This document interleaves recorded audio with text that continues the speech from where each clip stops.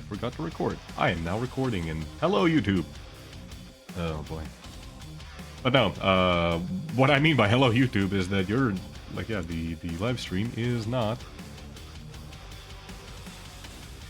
the live stream is not, unfortunately, on YouTube. It's just going to be a recording afterwards. I do think we're actually going to be starting out on, what is this? What is this? Breakage versus Christian JS Bear. Apparently, we do have some people who do want to see Christian JS Bear play. I think this is also maybe one of the more balanced matches. Although, Animal versus Davis also might be. I don't know who Silero is. Esports Ready versus Rendar, that would be a blowout. Maybe? I don't know. Anarchy versus Breakage also might be a blowout. I don't know. Animal in the Discord already saying straight to Davis. My heart is broken. Oh boy. We already have some drama. Not really.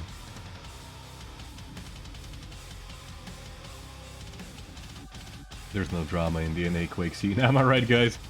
There has never been any drama in Quake at all.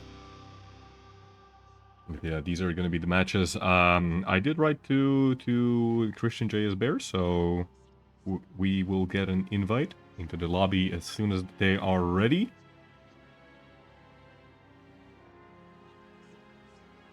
My cat in the background, I can hear him just destroying my apartment again, which is always fun. No drama, but there is Dramis. Indeed, Cyberwiz. For sure, don't worry. Don't worry, all good, man. There we go. Ronnie Railgun. What? No!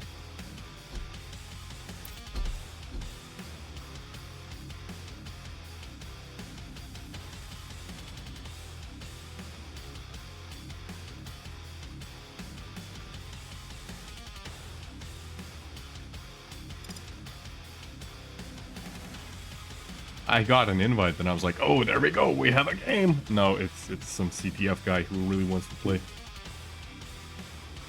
Actually, funnily enough, one of the Sacrifice guys also wrote to me earlier, like, hey, you wanna play some Sacrifice? I would love to play some Sacrifice, actually, but nah. Got more important matters to attend to, you know?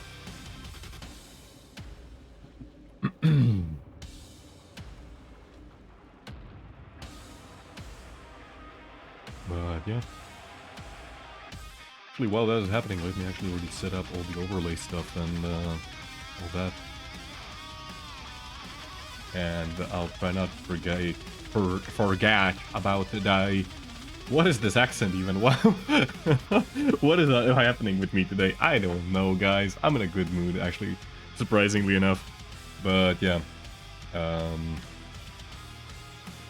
I already forgot what I want to say.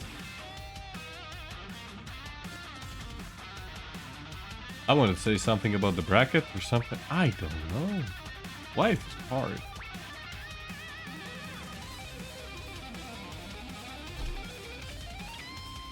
Did I actually use Breakage here? Breakage. Okay, they're both in game. So right now, just waiting. Maybe they already have picks and bans. Let me double check that.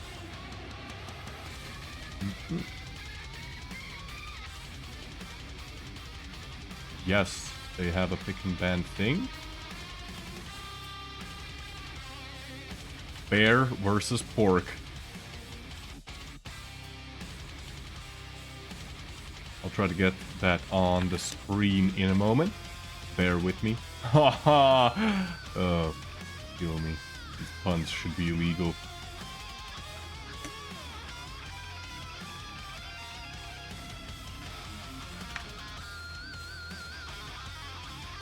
Time for a porkin, indeed.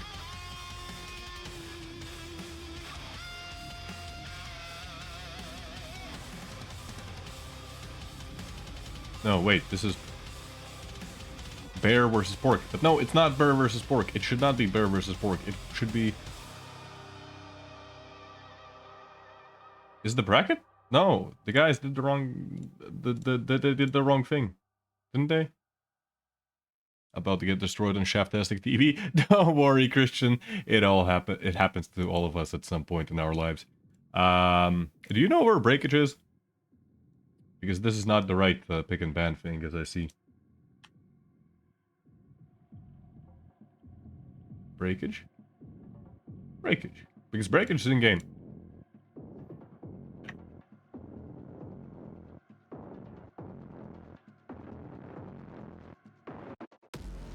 You have a thing? This is not the right thing.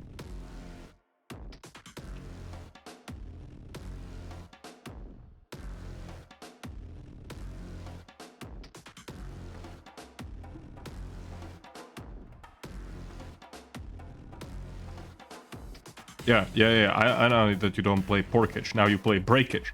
Two different people, by the way. Don't don't be confused, because I am confused. There is Porkage and there is Breakage, and they are two different people. So yeah, I don't see that you guys have a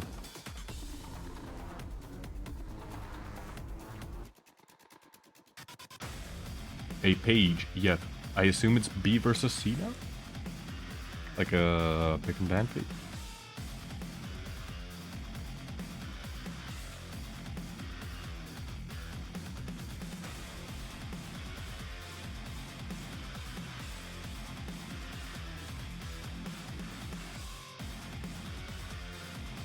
But yeah, for anyone who is still a bit out of the loop, and a QCL is a relatively new tournament series. Happens every day on... Every day? What do I mean? What am I talking about? Every week on Saturdays. That's 3 p.m. EST. So it's primarily for North Americans, although I do believe that some of the guys from Mexico and maybe some parts of, like, in general in Latin America, they might be able to get a decent ping to NA servers. Basically, the only qualifying thing that you have to meet is the 80 ping 80 to any of the NA servers. And if you can get 80 ping to any of the NA servers, congratulations, you can play in the tournament. And you can be destroyed by Dramis and Carson and Breakage and, you know, just absolutely destroyed. We are in the lobby, by the way. So shouldn't be too long anymore. I am now the party leader. Okay, that's gonna be exciting.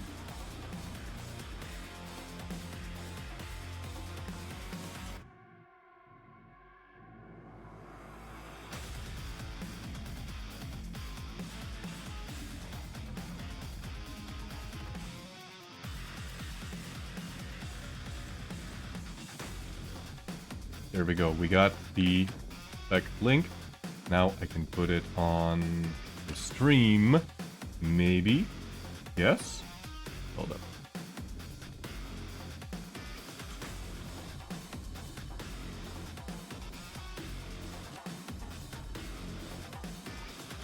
Yes, I can. Bam, there we go. We got picks and bans going on, guys. It's happening. Spondylic says, I found pigs fight off a bear. I guess that's close enough. No, that's... I don't think that's the correct thing. Just saying, you know. I'm just saying that's probably not the right thing.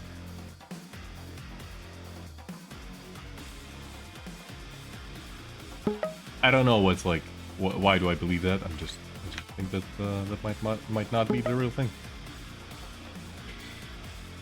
Breakage versus Christian JS Bear. Christian JavaScript Bear, I'm sorry. Map number 1 to be played is going to be Avoken. Map number 2, picked by Breakage, is going to be Exile. And then map number 3, Deep Embrace. So overall, we're looking at a pretty high-paced match in the first series.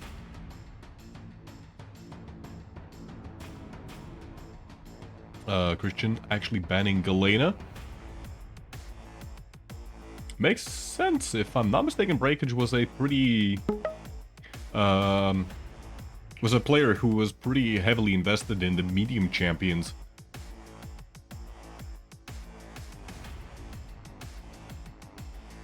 And if I'm not mistaken, actually in the last week as well, we saw quite a lot of unorthodox picks. Well, kind of like out of meta picks, at least for what's it called, for duels. And yeah, it's kind of one of the things that I find is interesting about the NA scene, because it is considerably, it is actually considerably different to the EU duel scene.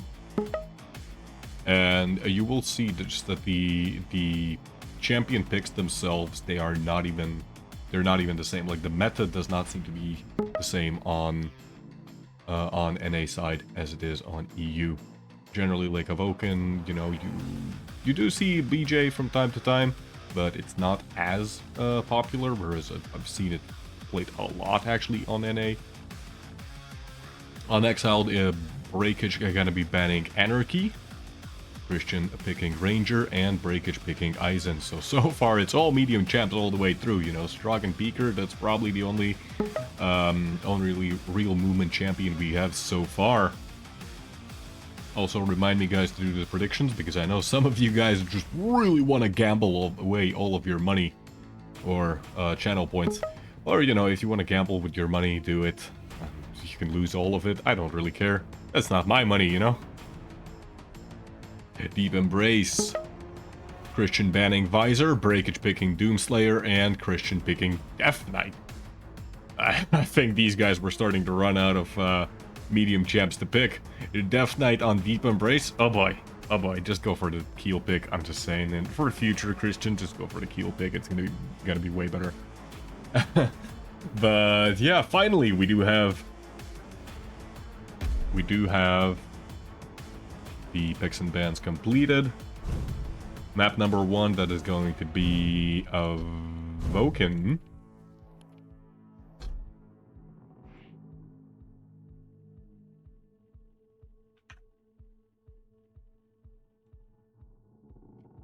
Now, if only OBS could capture the game. There we go!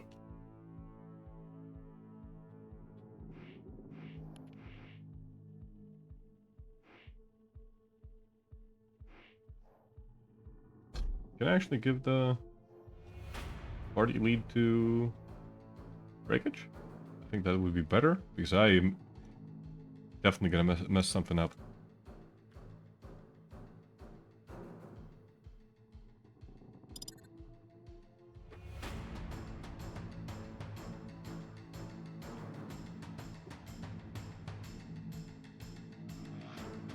You're leaving your channel points for college?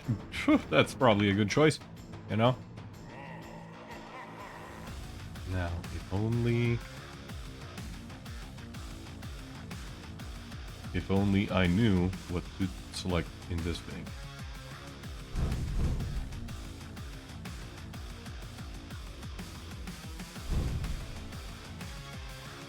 I think this is like, what, 1.4? 1.2? No. What is this?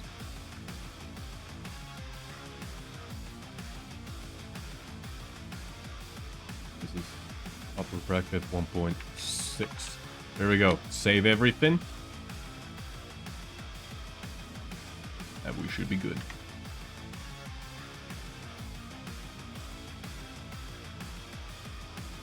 You're saving that for pot? You can't say that on the stream?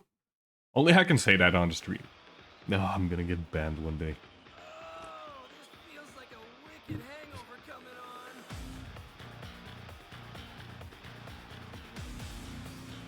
Don't do drugs, kids, unless your name is Anarchy.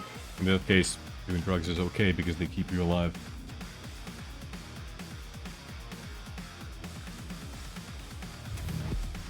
Yeah, both players, they are ready. They are ready to rumble. We are slowly loading him into map number 1. Avoken, Breakage versus Christian JavaScript Bear. I assume at least that's what the JS stands for. I don't know. I really don't know.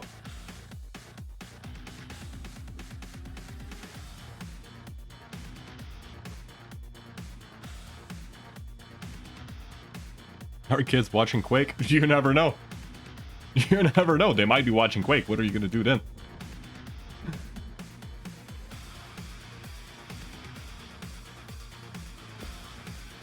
Only the cool kids. Exactly. Prepare to fight. Round begins in 3, 2. We are in map number 1, and we're gonna be starting out on... Ooh, where are we starting out on? We're starting out on... No. What the hell is going on? There we go. We're starting out on Christian J.S. Bear. Playing the BJ Blazkowicz. He has already got the heavy armor. Gets a hold of the rocket launcher and the LG.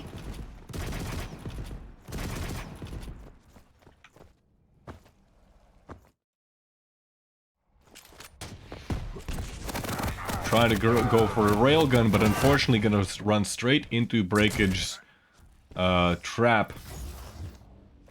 That's gonna allow him to secure the mega health, and he should be in time for heavy armor as well. Wisely done here by not actually pushing immediately for the heavy armor. Christian did have a positional advantage there, and Breakage actually taking quite a lot of damage as he tries to get out of there. So far this has been a very good exchange for Christian. The Peeker was used there, but dual wield was also used. Breakage now going for an LG duel, but the rockets from Christian are just not connecting, and he's gonna go down.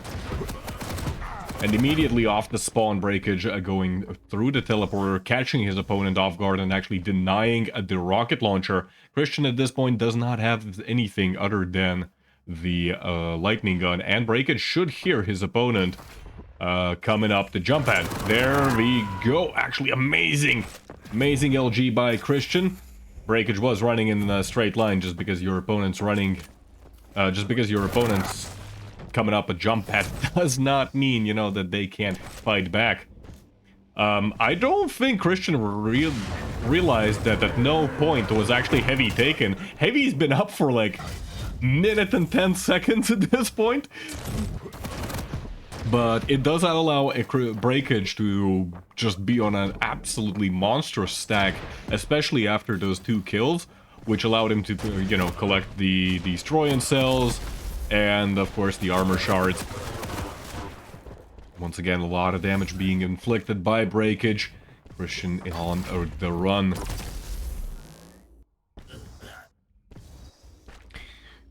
Two minutes in, we have 5-1 is the scoreline. Breakage now completely on 175 stack. And he might even catch his opponent out of position. Good rails though from Christian, allowing him to get out of there. That's gonna be returned by Breakage using the Peeker and serpentining through those corridors. Another rail shot, but missed by Christian. Unfortunately for him, Breakage doesn't miss his rail. And as soon as Breakage hears the light armor being picked up, he knew he had the opportunity to drop down onto his opponent and take him down.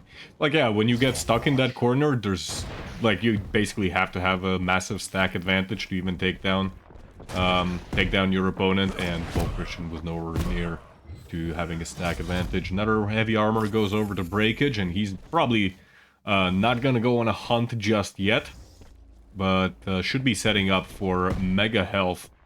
He's gonna hear his opponent playing on the T connector. Caught a little bit out of position due to the rocket, but still the superior LG of Breakage will allow him to get already the 7th frag on board.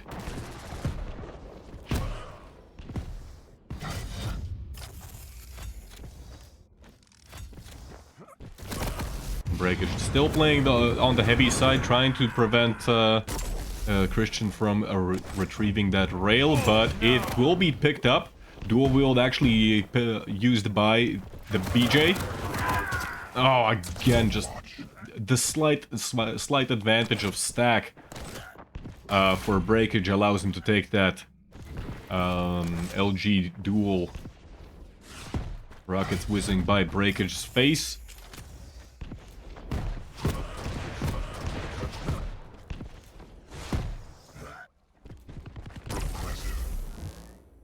There's one rail connecting. There's another rail connecting. Nice positioning there from Breakage. He already understood that, like, after the first rail, there really isn't much place for a Christian to go.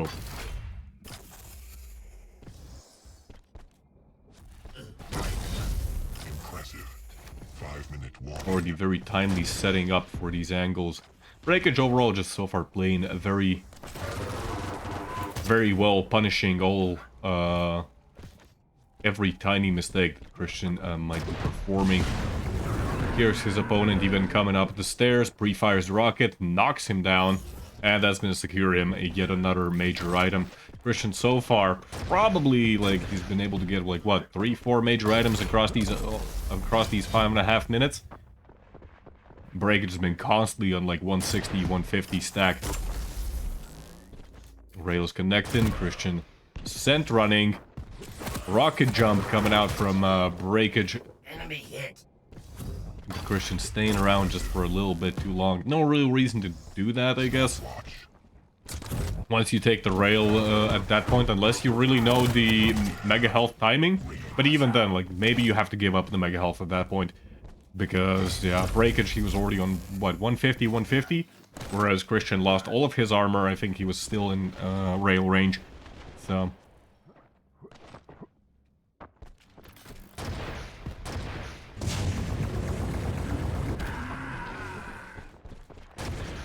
Peeker will be denied. The Strahd gonna have some revenge for destroying his Peeker. Breakage having a bit of a ponder about life. Standing there still there for a moment. Oh, beautiful direct rocket. Can he capitalize on this? Takes some damage in return, but it's still like the stacks are still slightly in favor of Breakage. And Christian, he's slowly running out of time. Almost 7 minutes in, he needs to make 11 frags just to tie the scoreline up. Dual wield is available. Christian actually just gonna come up the jump pad. Like, I don't think Breakage was expecting that. Breakage is railable at this point. Oh, and like, the first rocket, I have no idea how the hell did it do no damage. That was crazy. Breakage, the Dodge Master. Breakage broke the rocket. Nice use of the Peeker there. Getting very safe damage, and that allows him to just continue to push into Christian. Using the LG. Stopwatch.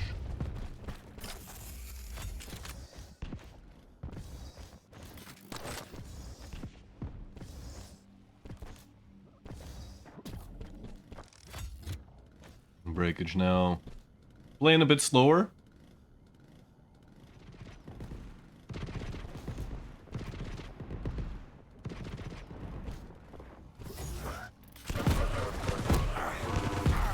Oh, actually, that push really did not pay off at all for Breakage. Are we gonna get a gauntlet kill? No gauntlet kills for you. Useless Jerry. That's I don't think Strogs or Germans. Christian now in a very delicate position. You could take a rail at any moment and just explode. Oh, there we go. Once again, just kind of outstaying his Vulcan there.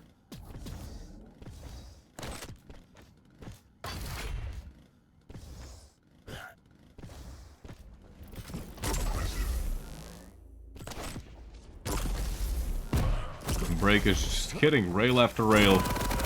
Man does not like to miss. Jesus Christ, even this fight, he still ends up victorious. 15-4 now.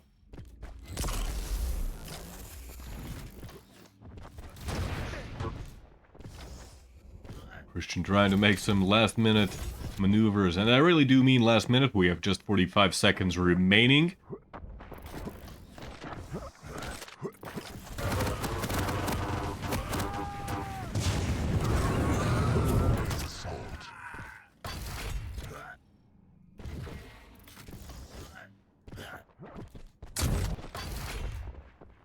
Just gonna look at the stats real quick.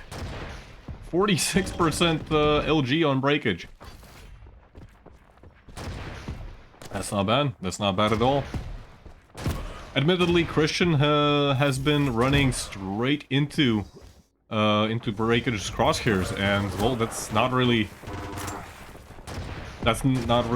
maybe a criticism of Christian's play, but this is also more of an indication of how Breakage has been successfully able to just position himself and set up traps on his opponent.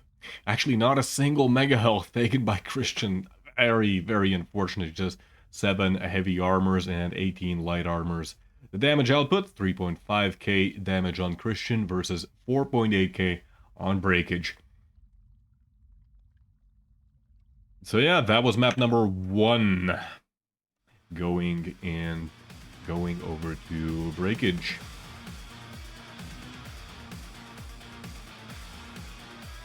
Now, how do I close the predictions?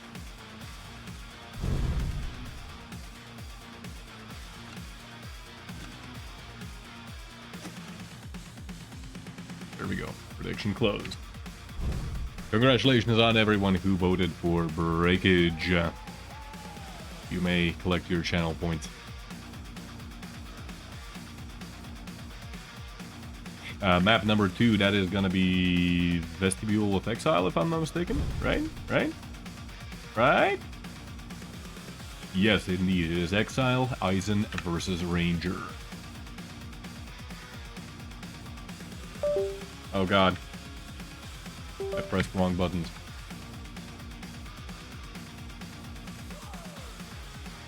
Both players are ready, and we are going to be loading into Vestibule of Exile any moment now. I do generally prefer the Ranger pick on this map. However, I do know that Breakage, he has been practicing this map quite a lot, and some of the shenanigans you can do with the turret, just placing it, you know, at the ends of the teleporters, placing it in like weird positions over at rail, which allows you to like kind of throw off your opponent. Like that can always work. So hey, like Eisen is definitely not a bad pick, but I do prefer Ranger. I think the map is also considerably like it's pretty fast paced, and that allows that definitely goes into Ranger's favor, where you can just do like a whole lot of burst damage. Prepare to fight. Predictions for map number 2 are up. Round begins in. And now if only I can figure out how to switch this. There we go. Fight. Starting out, I guess, once again on Christian, playing Ranger. He's 1 map down, but he's not out. Well, okay, I thought he was gonna go off the map, and in which case he would have been down and out. But no kills for Sync Error just yet. You'll have your feast, Sync Error, don't you worry. Breakage getting the first blood. What's happening? Why is Breakage standing still? Is he already setting up a trap? Is he having a ponder about his life? Quite possibly so. The Mega Health was taken by Christian J's Bear, but he's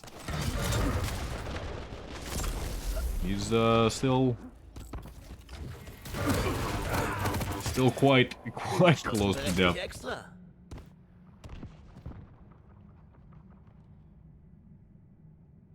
What is Breakage doing?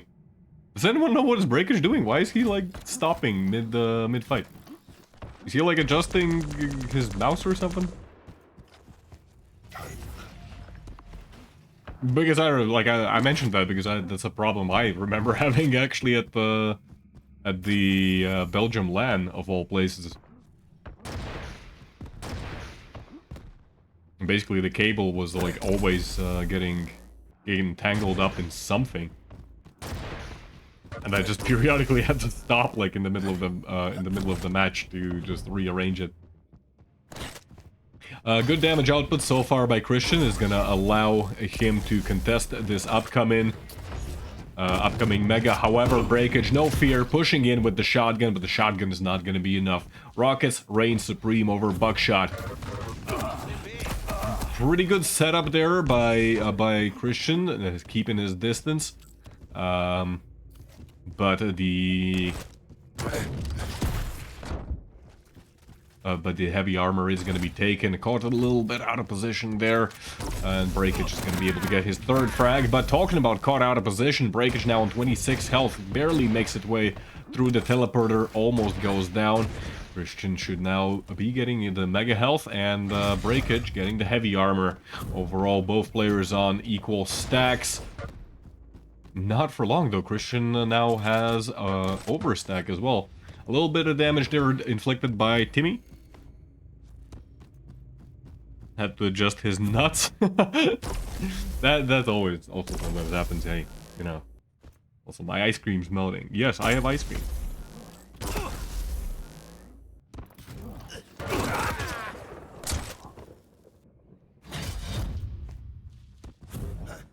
Very nice read there, actually, by Breakage. I'm not sure if he heard him or that was just like an intuition move to go over to the rocket launcher side. But it paid off, and like the switch to the LG. Beautiful play.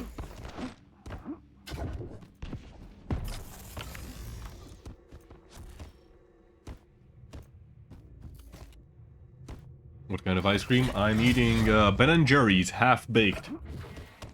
Chocolate and vanilla ice cream with brownie pieces and chunks of chocolate chip cookie dough. That's the ice cream I'm having right now. Breakage right now on a complete overstack. 170 and 150 stack. Hitting rail after rail. Still Breakage. He's not going to take a miss for an answer.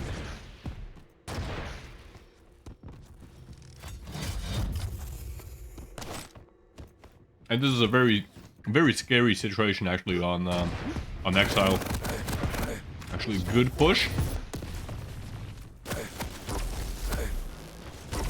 Unfortunately for Christian, however, the LG just didn't really do anything. Breakage was still slightly out of range and overstayed his welcome, while Breakage was connecting once again rail after rail. But yeah, this is a very, very tough situation to come out of on Exile. The map is very prone to like spawn frags.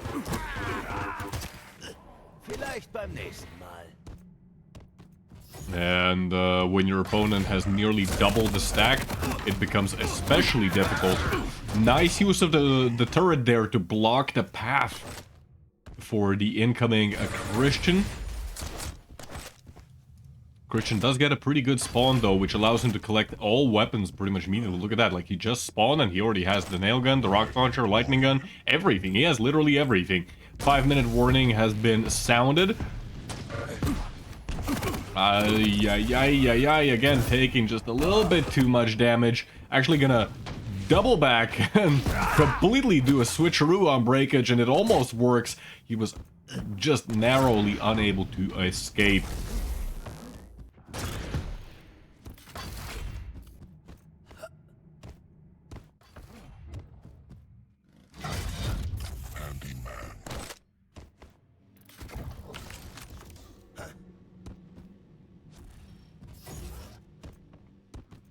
Hello, little Vea.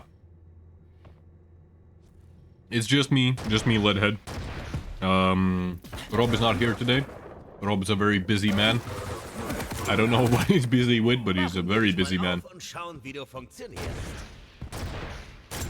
You spammed us on Discord? Actually, yeah, I saw a message and I was like, I don't know, I haven't had time to even check like all my Discord messages recently. There's been just too many of them.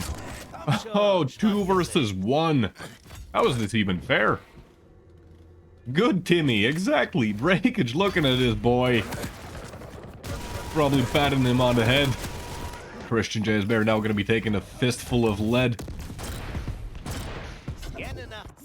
Straight from Breakage's HMG. And that's going to send him on the retreat. Now 12-2, 6.5 minutes in.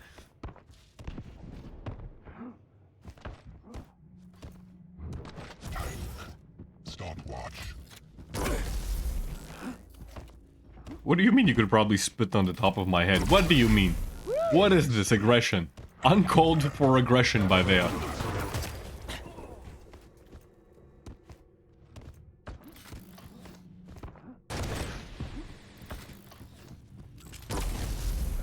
I don't know. I have never seen you in real life. I know that you're taller than Inns, so... That picture with you and Inns is just... It's bellissimo.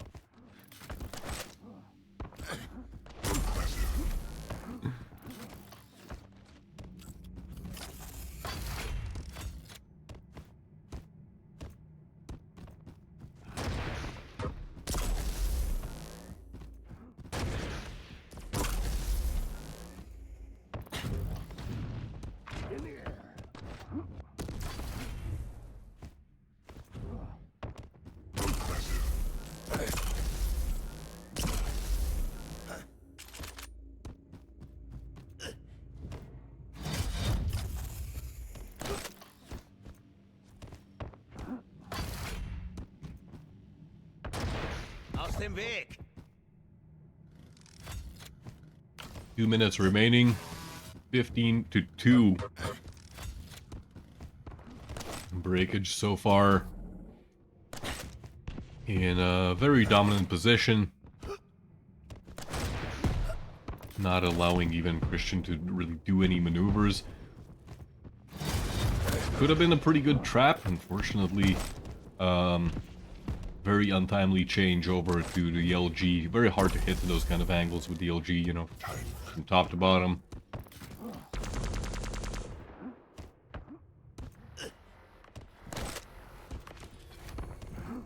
Taller than Inns' 6-year-old's achievement. Oh, he's gonna love to hear that. I hope Inns is streaming today and we'll be able to raid him afterwards so that we can tell this to him.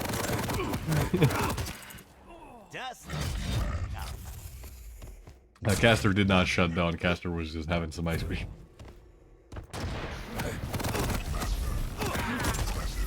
Breakage. He's so far in the lead, but he's still hitting rail after rail. Is he even gonna get the... Oh, misses out on the spawn rail, but he had the idea. Definitely had the idea.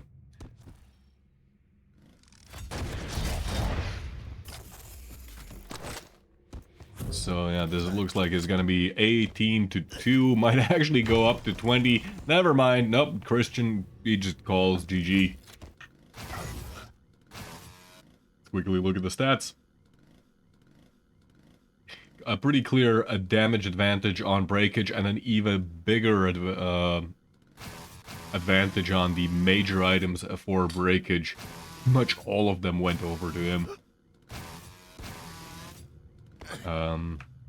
Yeah, Breakage slowly ruining his accuracy rating by spamming the gauntlet, but that's what you do. Honestly, I love that gauntlet skin. It's amazing. Like the sound it makes, hilarious, I tell you. It's peak comedy.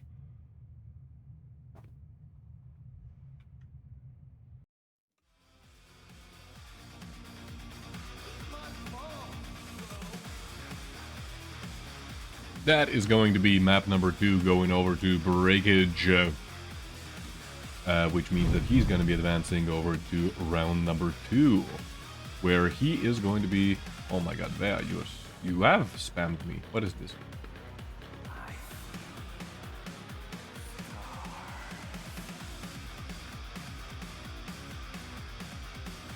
Okay, sorry. I'm gonna read that. I'm gonna read that after the stream because this looks like it's a lot of stuff that I don't know how to take in. I just work here, okay? I don't know what I'm doing.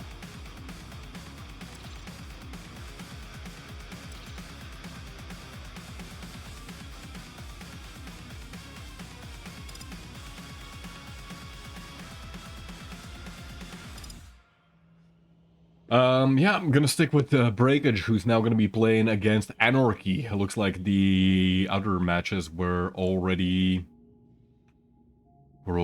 finished. Let's take a look at the brackets to see what exactly was going on there in a moment. So there we go. Kuru won against Rendar. That was a 2-0 victory. He's going to be now playing against Dramis. Moto Crew actually lost to Silero. I have no idea who Silero is. But he won against Moto Crew, so he must be pretty damn good. Because Moto Crew's not a pushover. Animal versus Davis, that is still to be played. They might actually be going full 3 maps. That would be exciting. Actually, they might be going full 3 maps. Kairos versus Faux Show. Kairos won that. Gotta be playing against Carson. Best of luck, buddy. You're gonna need it. And Anarchy won against Breakage. He is now gonna be playing Anarchy is now gonna be playing against Breakage. Thankfully, it is not Breakage versus Breakage, because that would have been very confusing.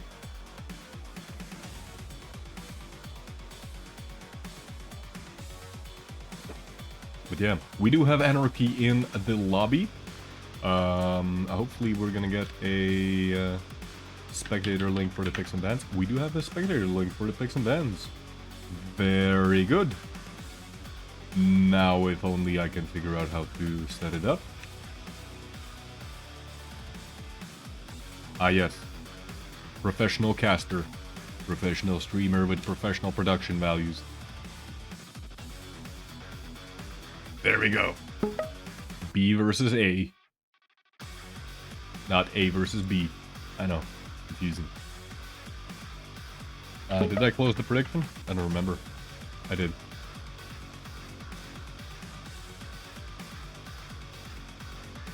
Now it's gonna be Breakage versus Anarchy.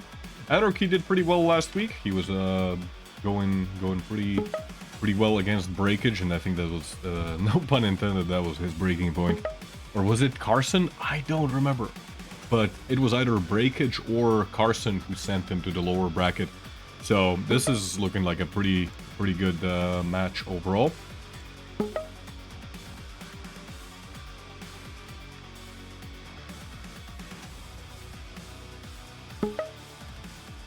The players are setting up their picks and bans. We'll take a look at those momentarily. What do we got? What do we got, boys? We got map number 1 to be played is going to be Ruins of Sarnath. And Breakage is going to be playing Visor. Anarchy playing Death Knight. What is it? What's with the obsession of Death Knight, guys?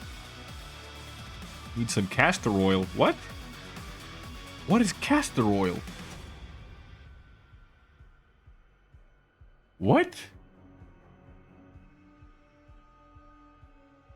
Castor oil? Helps with smooth casting. I see. I see. Oh boy. Oh boy. Gotta lube up those vocal cords, right?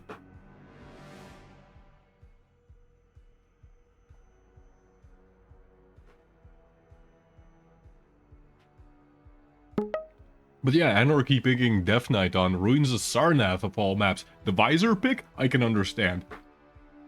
Visor makes sense. Death Knight? What?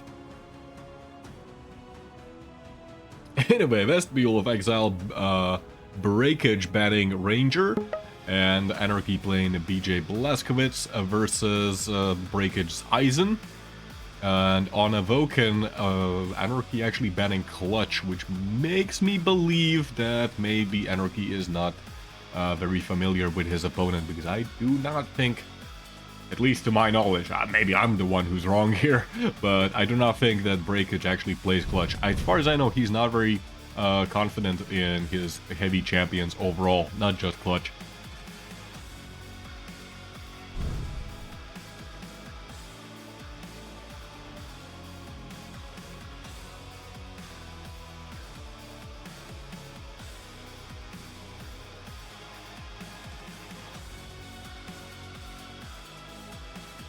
Oh, we got Faux Show in the lobby as well.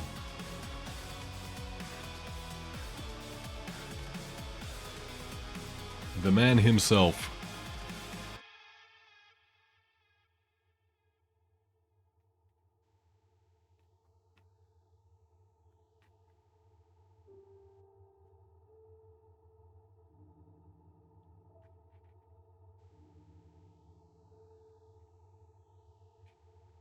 There, I'm trying.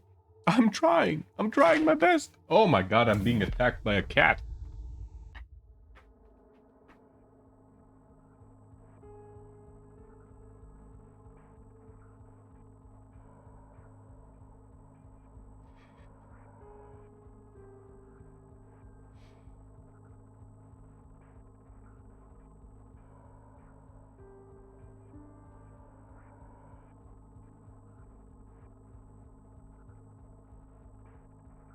Look, I'm trying my best. I cast the tournament yesterday. I'm casting the tournament today. How many tournaments can I cast? Prepare to fight. There's not enough tournaments in existence. Round Actually, there are. There still could be. The 250 FPS Quake Live League is actually happening. fight. Let me get the predictions up. That's up. We are on Anarchy playing Death Knight of all champions on Ruins. Seriously, Death Knight? What is this? What is this? Like 2018, 2020? What? Death Knight doesn't do 200 burst damage for like several years now. It's been half a decade. Oh, Breakage baiting out the railgun.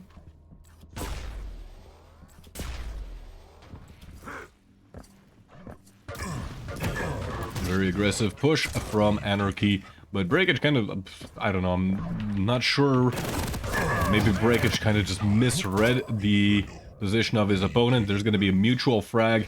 Anarchy actually getting a kill with the flames. Hey, maybe it's working. Maybe there's some, you know, secret sauce to it that I'm not aware of.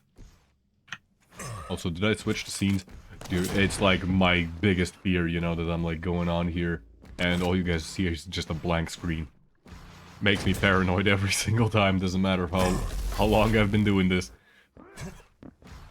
Sirius! Thank you, Sirius, for the raid. Hope you had some great matches, or whatever the hell it was you were doing. We're watching some North American duels. And the Naqcl. Happening every Saturday.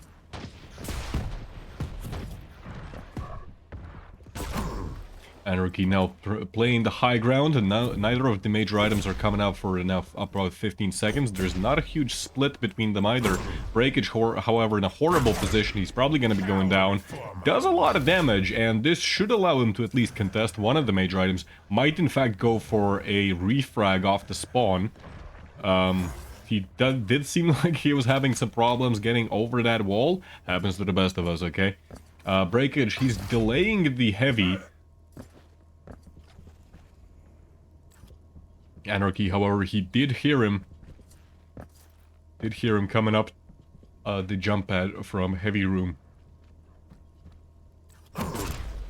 Leaks, welcome to the chat. Welcome everyone. All 900 of you. Breakage now, he's been able to push Anarchy away, and I don't think Anarchy knows when exactly is heavy coming up. And Breakage trying to make a very aggressive push, but very, very good defense there by the Death Knight player, and that's gonna allow him to get the fifth frag 2.5 minutes in. Overall, the idea, like, it looked sound, but just the defensive play by Anarchy, exceptionally well executed.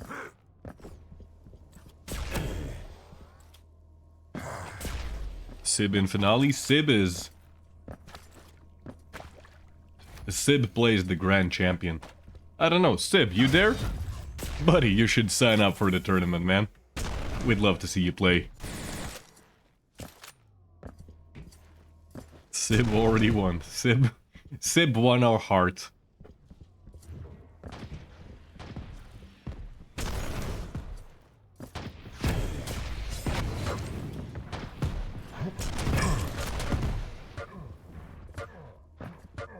Breakage might even die to the flames if he's not careful.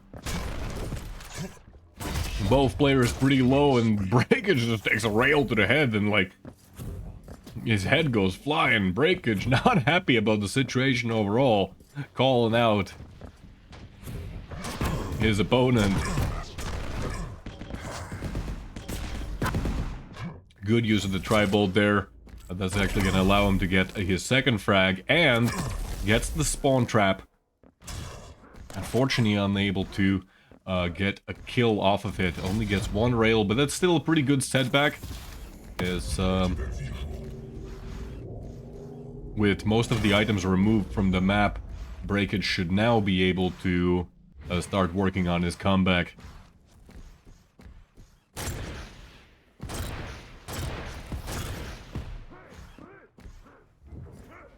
Sib is the prize. No, Sib is not the prize.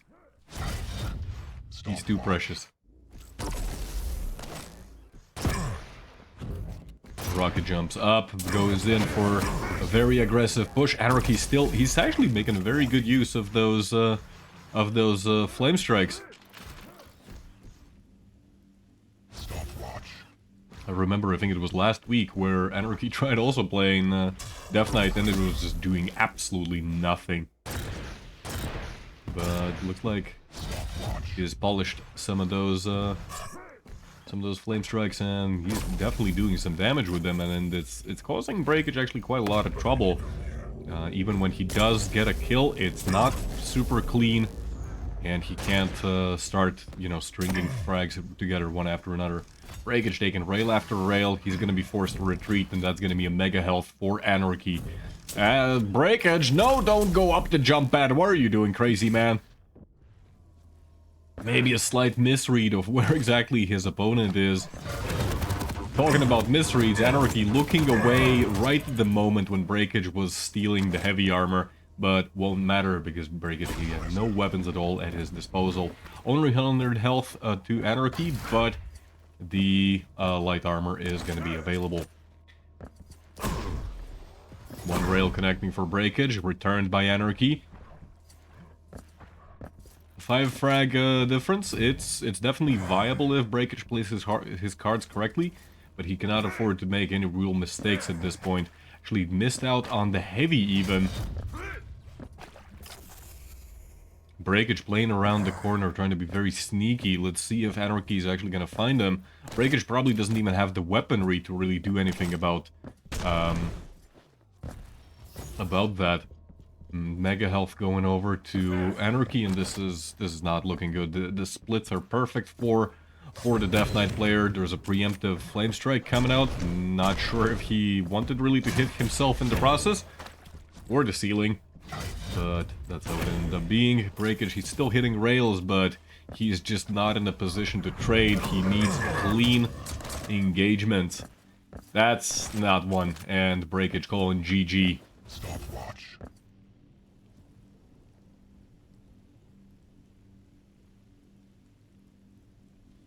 So there we go. The damage output for Breakage, it was definitely there. However, Anarchy just playing way better on the defensive and not giving Breakage any room to really exploit. Where did Breakage disappear? No, where did Anarchy disappear?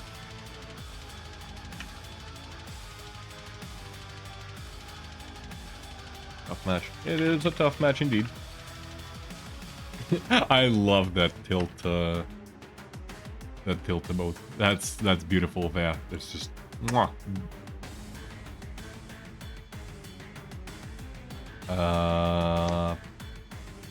Bam. There we go.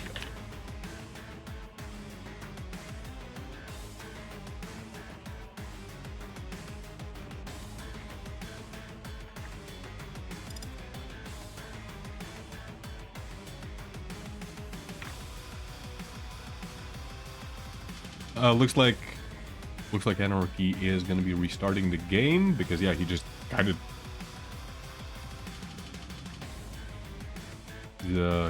just disappeared from the lobby. Breakage saying that he can never hit another rail on Saturday. Yeah, I know how it is. It really gives me flashbacks to when I played in Pragmatic. I'm gonna keep coming back to that. When yeah, I was playing Tower of Koth, which is like honestly I like that map. I really like that map. and I went, what, it was 2 rails hit out of 15 shot, and I just stopped going for the railgun at all, because I was getting tilted just from me missing. So, yeah. It's a horrible feeling, but hey, you gotta get over it, and you know, as soon as you got another, map, you just gotta reset, and move on. Well, let me see, so map number 2, that is going to be Exile.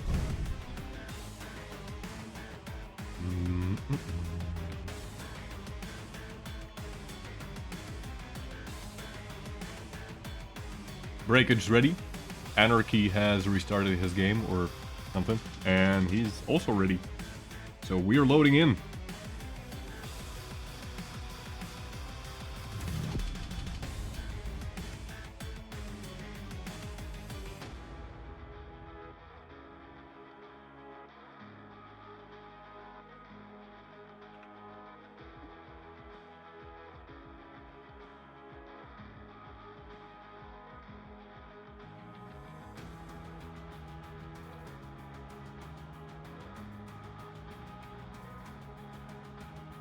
I think in this case, actually, the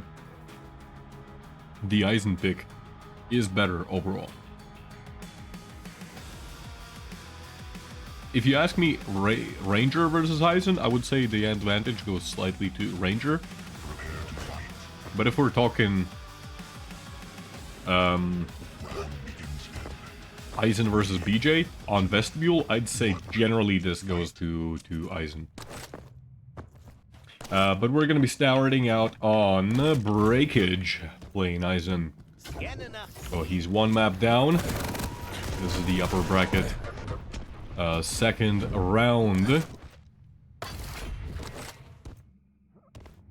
Breakage now trying to get some weapons on the board. However, he's just doesn't really have anything aside from the nail gun and the rail at close range. The LG reigns supreme. The nail, maybe like with...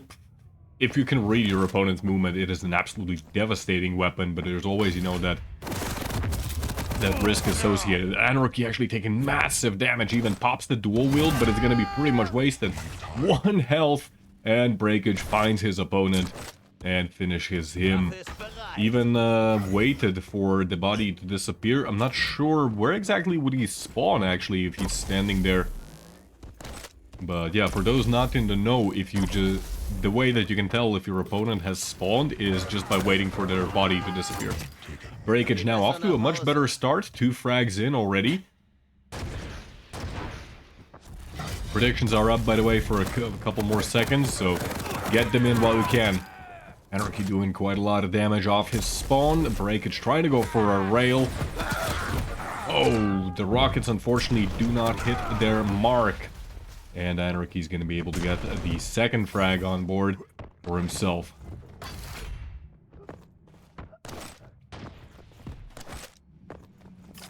Wasn't a bad push with the plasma gun, all things considered. Anarchy, however, he doesn't have a long-range weapon. He's forced to close the distance, but as he does so, Breakage is going to be doing quite a lot. But oh no, floated by the dual LGs. That's a horrible, horrible... fight to take. I like the idea given how low Anarchy was, but goddamn, Breakage very clearly upset, firing at his opponent's body. Don't worry, Breakage. Your opponent's not playing Death Knight anymore. You don't have to worry about, you know, the undead. 5-3 now. This is looking very, very different from what we saw on map number 1, which was Ruins of Sarnath. Potential trap being set up by Breakage. Anarchy doesn't really fall for it. He just goes straight over to Mega side of the map. Perfect splits between both of the major items. And Breakage now setting up already on the rocket side. He's gonna be taking some long-range engagements, and that's gonna push Anarchy away. He's not gonna be in time to contest the Mega Health, which is gonna be picked up by Breakage, but Anarchy is already setting up angles himself. Breakage not moving out. Does Anarchy know that his opponent hasn't moved out? Apparently not, because even that reaction was slightly late, even though he should have heard. Oh, and a nice engagement there by Breakage. Takes a massive amount of damage in the process, but he is able to get the mega health. Sorry, the heavy armor. Mega health is spawning just now, but oh no! Breakage goes flying off the map! Sync error! You eating good today? Bon appetit!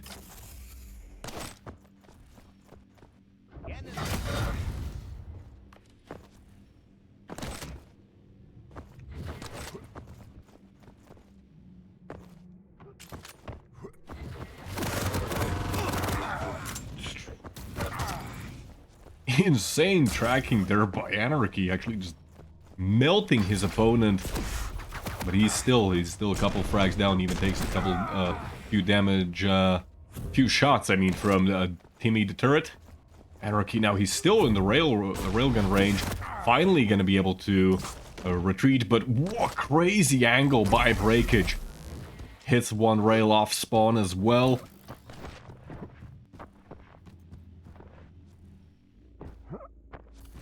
Now setting up for the mega health. Breakage hears his opponent go through the teleporter, but does not check the light armor. That's a potential mistake from Breakage. That should have been a very easy kill. He had like nearly 3 times the stack. And Anarchy, I don't believe he even had all the weapons. That should have been a pretty easy kill. That's another major item for Breakage, however.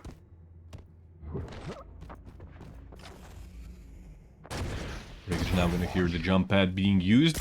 Tries to set up a rail angle, misses. Unfortunately, Anarchy, he still has dual wield available.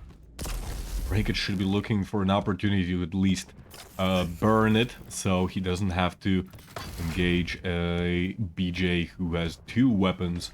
How is that even fair? You know, all champions, they can take only 1 weapon into battle, and BJ can take 2 at the same time. Crazy. Pretty sure that's against the Geneva Convention. Oh, beautiful rail. Very close to actually being killed himself. Breakage hits a clutch rail, giving him the 8th frag and sending Anarchy on just another retreat. And at one point it did look like Anarchy's going to be able to kind of regain control. He already got the heavy armor, but in the end, he did lose out on the frag. 2 good rockets through the teleporter. Well, not through the teleporter, but on the teleporter exit. This isn't Quake 4, guys. Can't shoot rockets through teleporters, unfortunately. Sync, please. Just pretty please. Matthew Kane? No? Okay. I'll stop.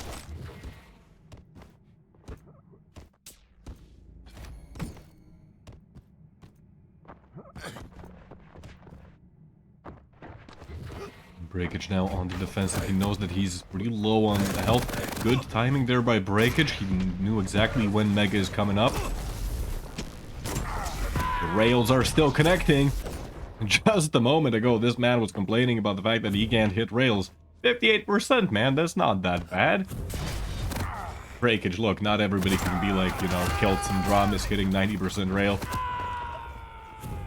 You gotta take what you can get. Breakage, however, going immediately for the refrag, and it works out in the end. He's, it was a bit of a sloppy fight, but he did find the angles. Unfortunately, now the rails are not connecting, but also the LG from Anarchy just a bit noodly there. Made the fight way closer than it should have. Breakage, in the meantime, he's gonna be able to retrieve the heavy armor. The healthy armor, of course. Oh boy.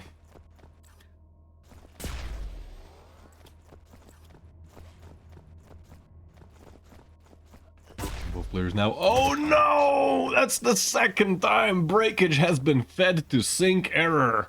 Stopwatch.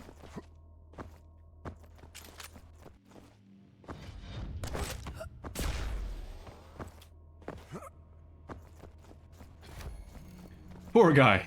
Poor guy.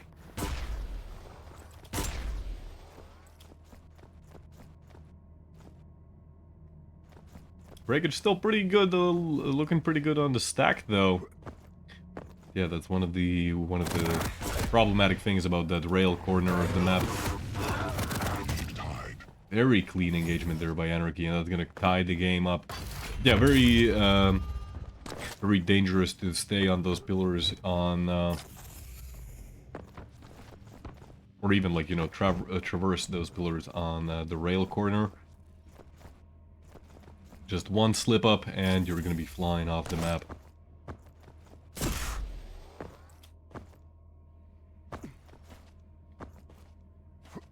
Anarchy now not looking super healthy. He's not in a bad position either. Breakage. Oh my goodness. Third time.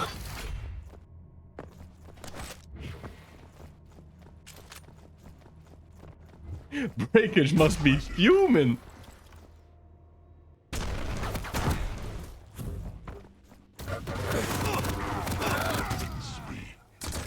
And with only like a minute remaining, Breakage pushed into a situation where he has to start making some kind of moves.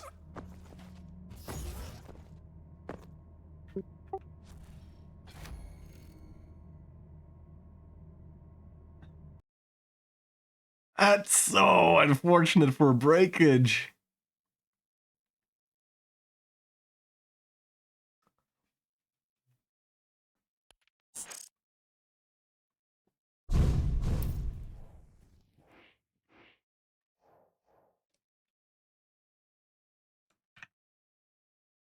Well, I'll be damned.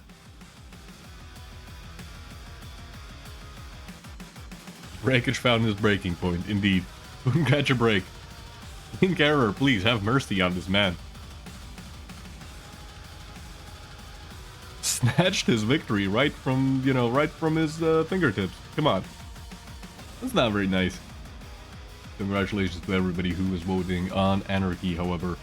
And, well, sometimes these things happen. Look, I'm just saying. You gotta play the hand that you were dealt, you know? I'm gonna be staying with Anarchy and seeing how he does further in the bracket. If I'm not mistaken, he should now be playing against Carson. Correct. Carson won against Kairos. And Anarchy's now gonna be playing against Carson. Let me actually show the brackets on the screen so that you guys can understand what the hell is happening. That's not the brackets, that's picks and bans. There we go. So yeah, we just watched Anarchy versus Breakage. That's a victory for Anarchy, 2-0. If we check the other round twos, that was Dramis versus Esports Ready, also known as Kuru. Dramis handily takes down his opponent, also 2-0 victory. Silero versus Davis. I am not sure what the result was there, but that's a win for Davis. Carson, yeah, as we mentioned previously, taking down Kairos. I imagine Kairos versus Carson, that was also a 2-0 victory. Not sure about Silero versus Davis. I think that may have been actually closer.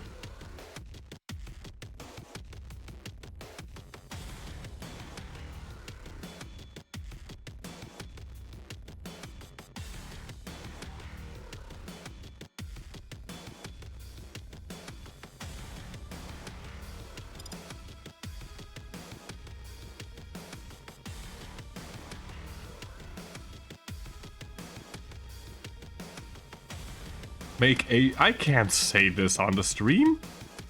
That username is so... God damn. Anybody need fake money now?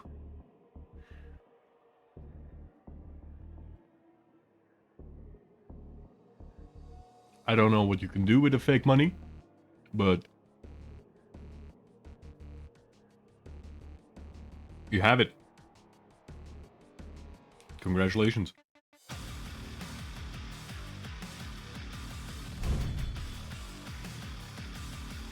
We got Carson in the lobby.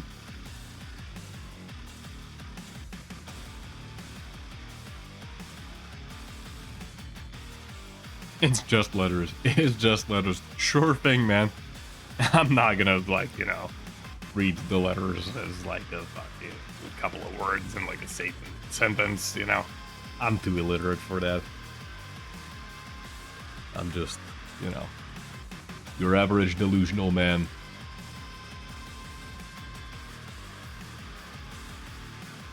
Right, we do have Carson and Anarchy in the lobby. Let me see if I can find their picks and bans. I suppose they might be doing them right now. I hope so. Actually, did they send me a link? No, they did not send me a link. Just yet.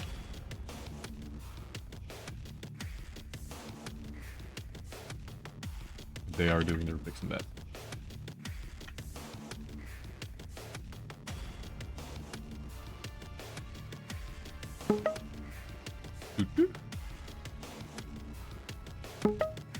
Hold up, guys. Oh, that's so quick. I'm still like messing around with the overlays.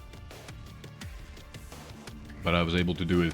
I did it, boys and girls. Didn't even mess anything up.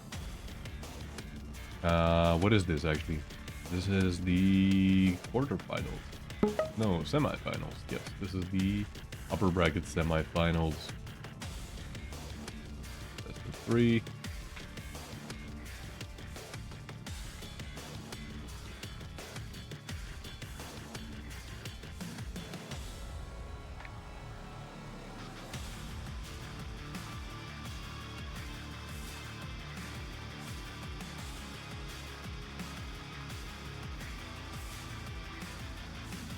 Oh, wait. What?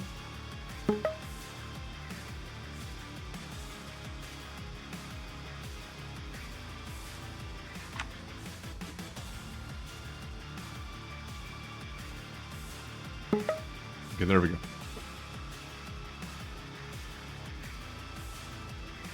So, map number 1 to be played is going to be Vale of Pnath, where Carson banning Death Knight. That's a respect ban right there. That's definitely a respect ban right there. Anarchy picking Ranger, Carson going for that BJ Blazkowicz pick. It's like a Rorschach test, your username? Okay, buddy. Okay. I think you're like super smart here, huh?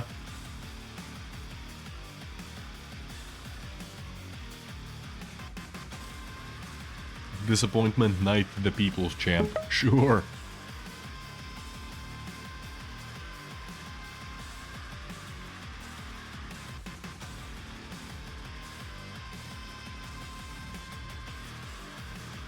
On Ruins of Sarnath, Anarchy banning Strog and Peaker, Carson picking Visor, Anarchy playing Naqcl. So Anarchy can play light champions as well. I'm really not sure, like, in the end, like, Anarchy's DK pick on Ruins against Breakage, it worked out in the end. So, I'm not sure. Maybe there's, like, some hidden sauce to it that I'm just not aware. Maybe the way he played it, you know, like, admittedly, he did end up using the Flame Strike in a lot of choke points. Allowed him to burst his opponent down. Maybe it worked. I still think that maybe just some other champions might be better, but hey, what do I know?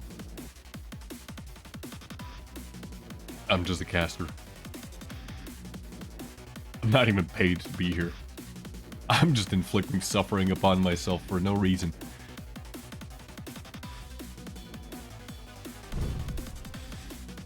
It did tilt Breakage, not gonna lie. But I think Breakage... Tiltage.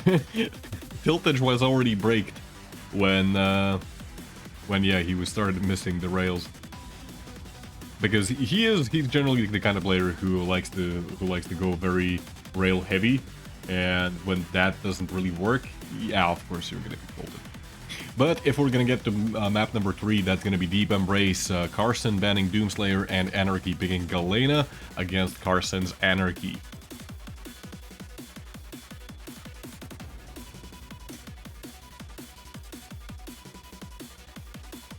Players are right now just trying to choose their servers. And then we're gonna be going ahead right into map number 1, that was Vale.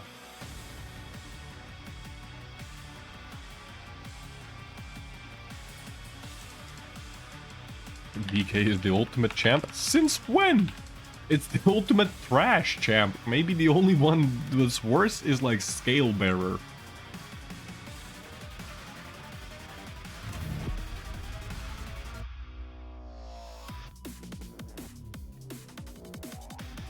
Since when is Death Knight a good champion? What the hell?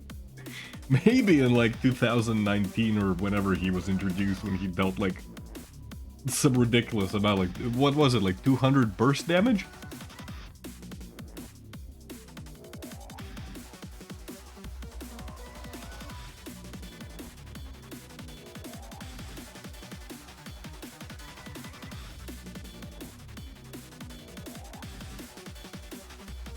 You guys are trying to rewrite history.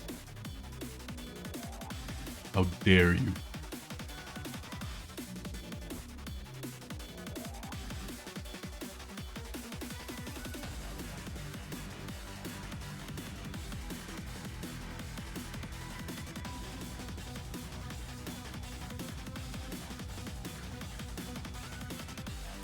Both players are ready, but they're not ready.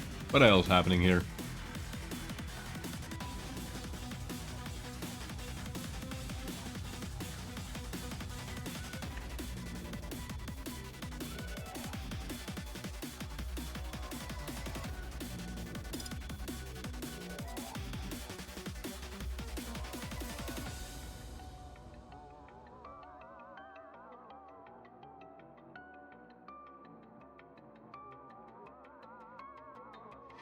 Hellbound Saint saying after he seeing how DK broke Breakage, I'm a believer.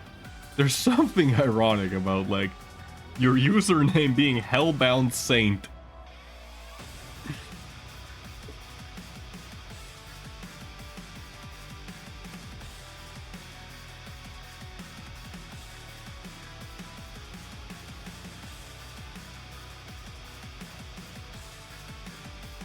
Hello, Timmy. Timmy wants to see some action. Actually, just like, I don't know what happened. I thought they started the server, but they didn't.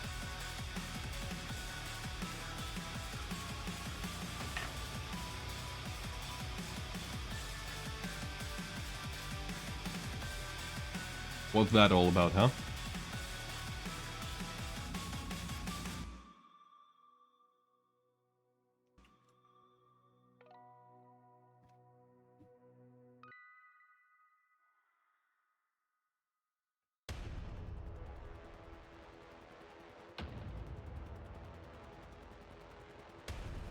Are any of them streaming? No.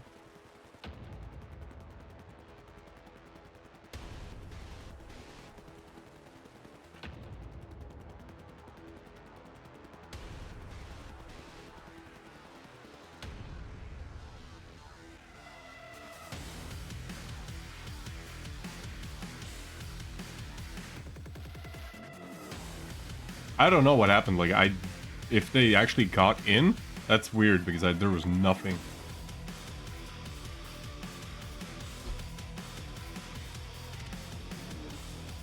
Yeah, it shows me that Anarchy is in game. What the hell, guys?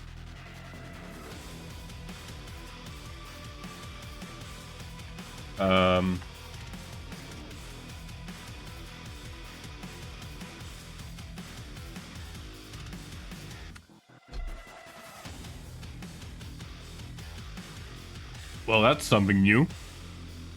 QC moment indeed.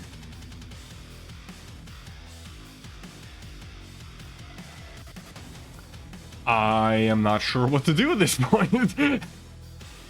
This is something new. Spectator bug. Like, what should I be doing? Should I be like what the hell is this? I actually have never encountered this.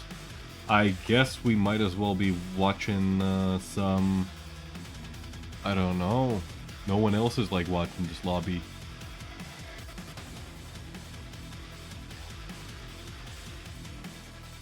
Yeah.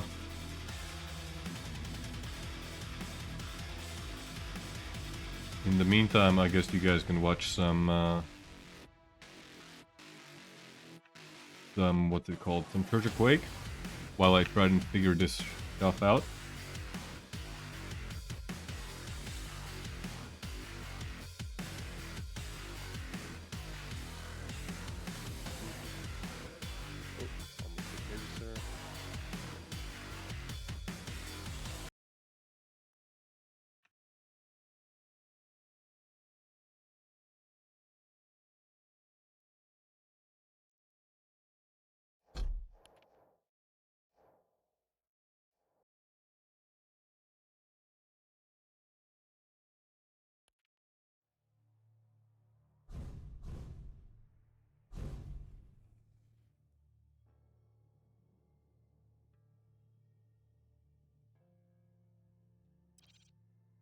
Oh no! What happened? What the hell happened, actually? Alright, we should be loading in to map That was very 2 weird. here very shortly.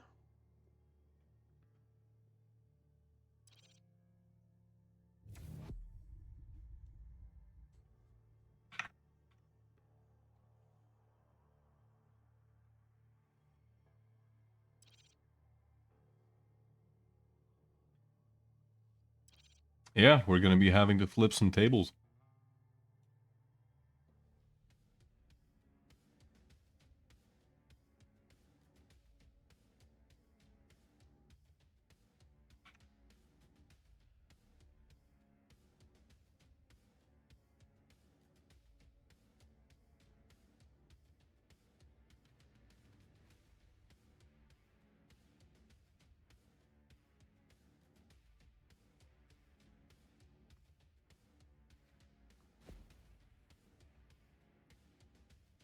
Alright guys, I'm going to go ahead and start those predictions.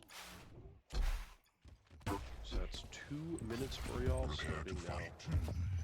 I only got one thing to say. Stay out of my way. Round begins now. 3, 2, 1. Fight.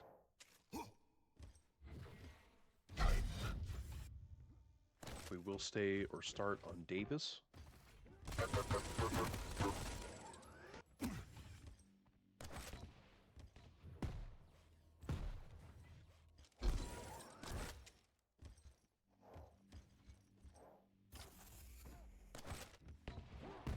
This will be a pretty interesting matchup. 2 heavies. We don't really see this all the time. I come bearing gifts.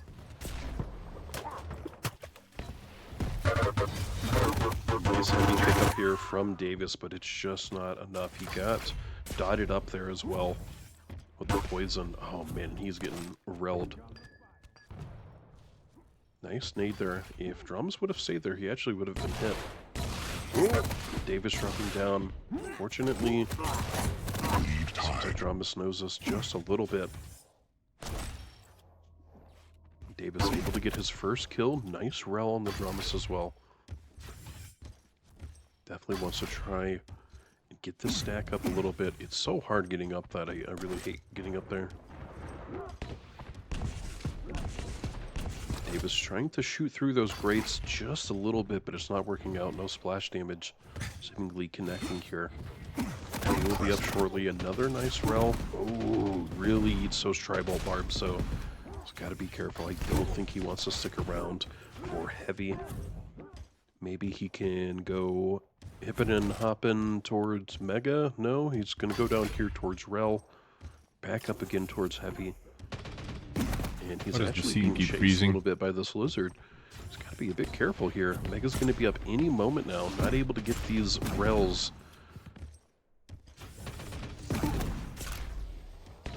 Lead lost. Oh, there we go. Dramis able to get the second kill and putting himself in the lead.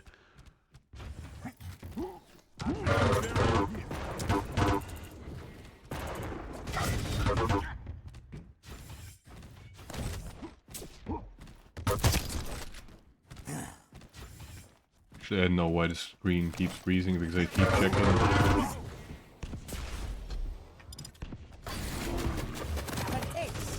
The other thing.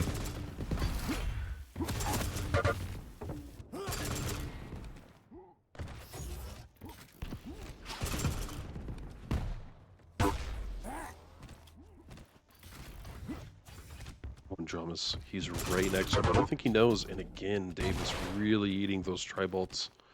those barbs. Heavy's up. Looks like maybe he wants to try and just maximize this just a little bit.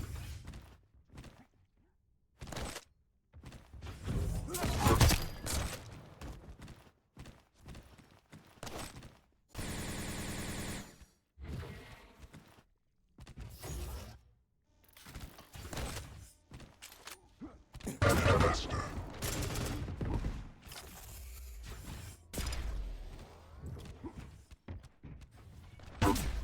Great roll. Time.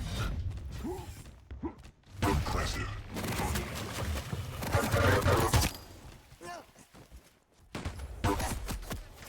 Impressive. Killing spree. Great rolls again, and Dramis with a 5-kill lead so far, picking up Mega.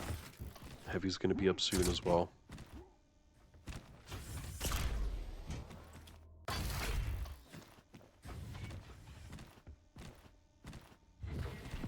Yeah, it's the alt tabbing because I'm like trying to understand what is happening with the game.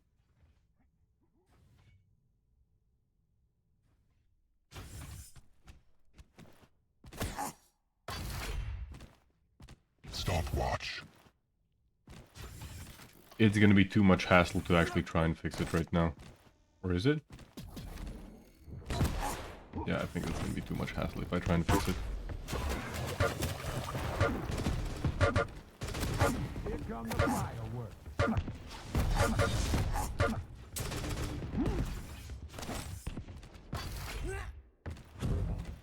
Impressive. Oh, great roll again from Dramis. Let's see what these stats are looking like here. We got 71% rail. Guy is definitely hitting more than he is missing. It was something like 37% for Davis. So not quite the opposite, but getting close. 5-minute warning.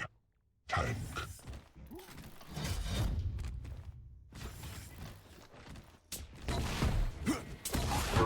I come in peace. Thank you so much for the follow, my friend. I hope you're enjoying stream and cast.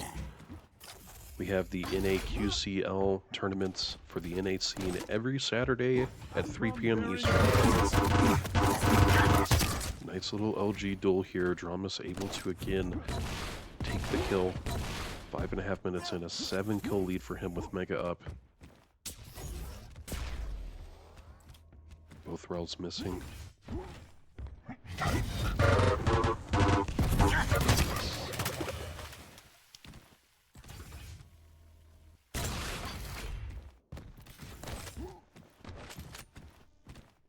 Tank.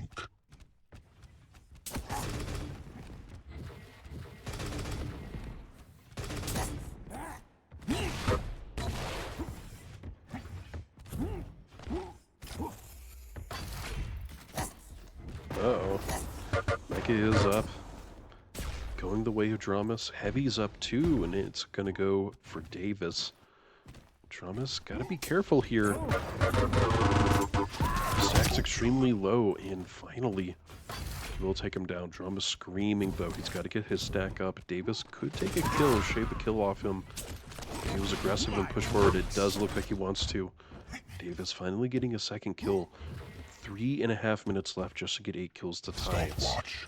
quite the significant margin here. Let's see if anything can happen. Gets Rel. Uh-oh. Fire in the hole.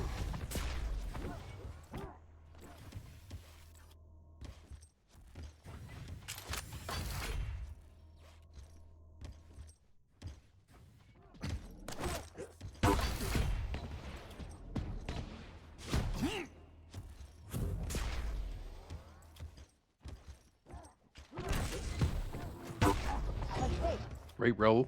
So the rocket misses. Rel makes it. It's all good. Even gets some significant damage.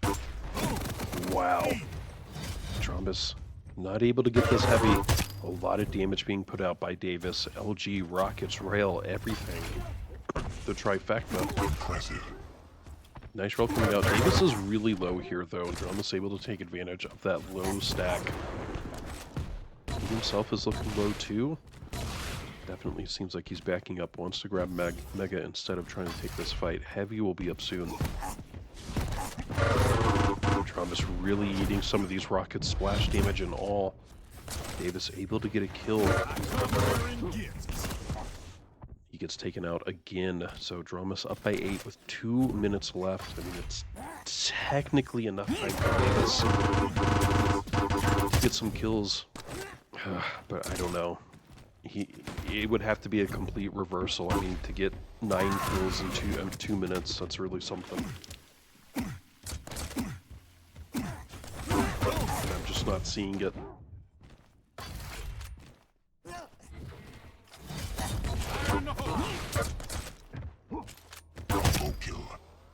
So perhaps we could see Davis again. He will just be going down the lower bracket, so it's not the end-all be-all here. There's definitely going to be some other chances or opportunities.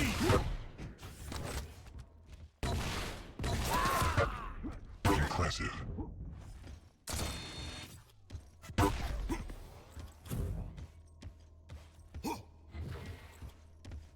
Impressive. 1 minute warning.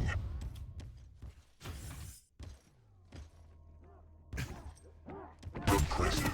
1 minute left here. Davis actually getting a couple kills here, not too bad. Oof.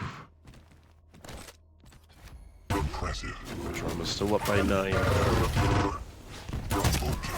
Make it 10 with 40 seconds left.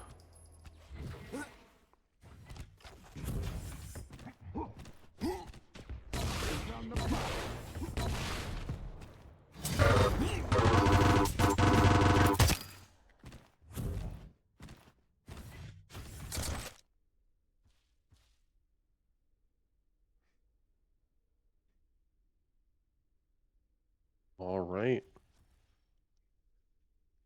Let me get that screenshot and let's see what brackets are going to be looking like. Looks like they haven't been updated yet.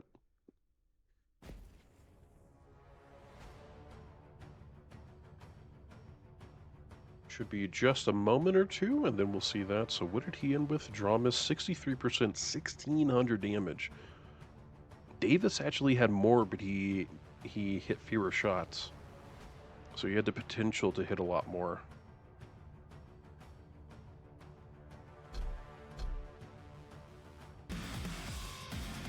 Right. I'm gonna go use the restroom. Sorry about that.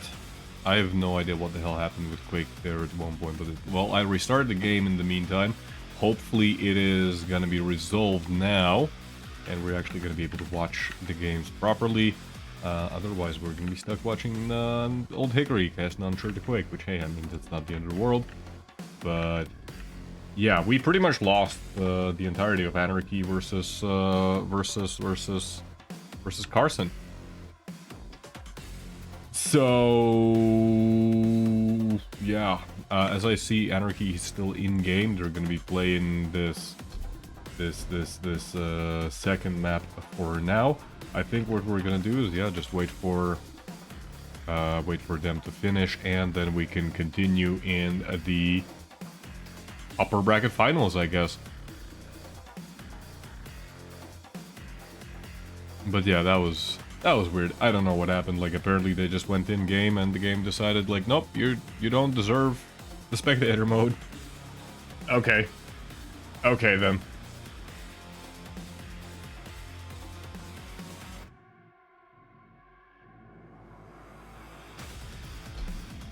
Which actually reminds me, I should probably be using...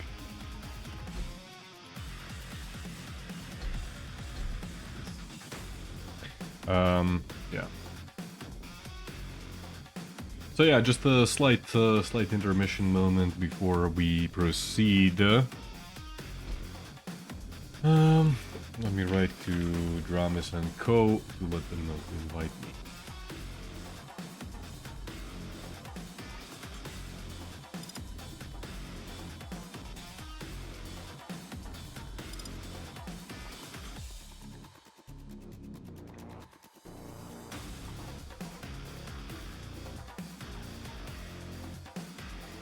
So that's a shame.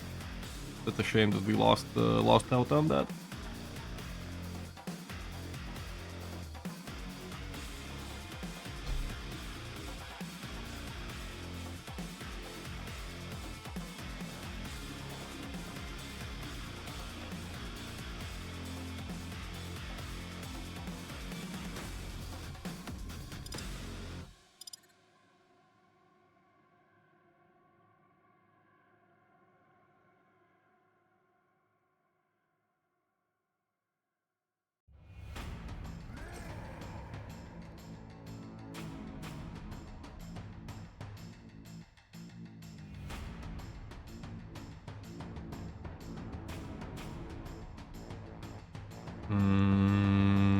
Let me see. Has the bracket been updated yet? No.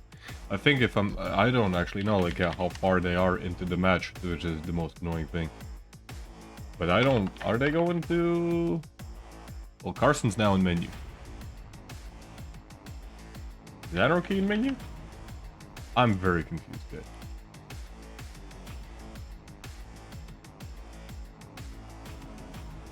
But yeah, I just... Well, we lost it. We lost it.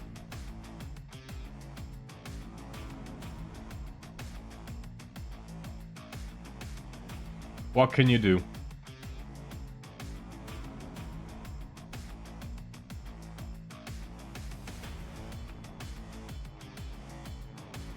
I guess that allows me to set up already for the upper bracket finals. I just don't know. Life is pain, and then you die. Indeed.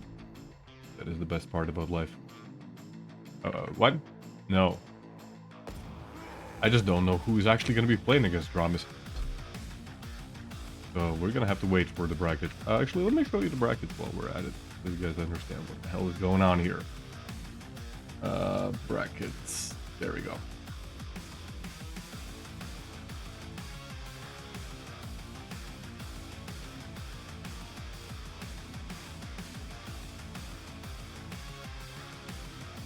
Okay, Carson ended up winning 2-0. Yeah, it's gonna be Dramis versus Carson now.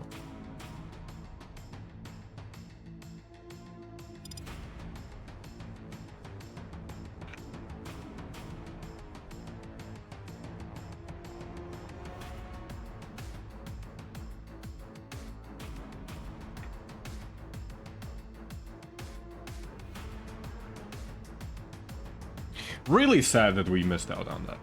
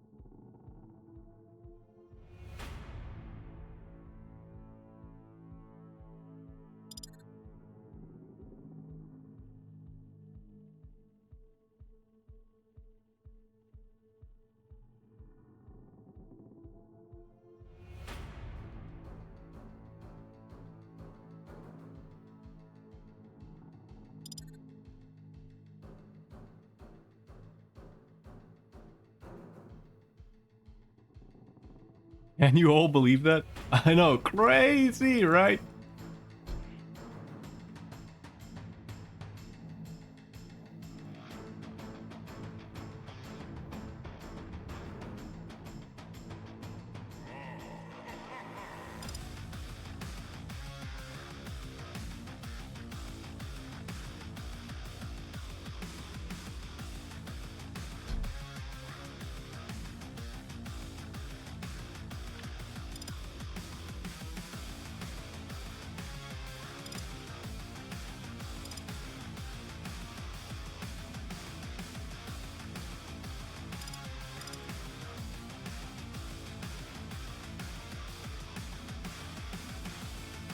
Right now, just waiting. I suppose the players are actually they might be making their picks and bans right now. I have written to at the respective players.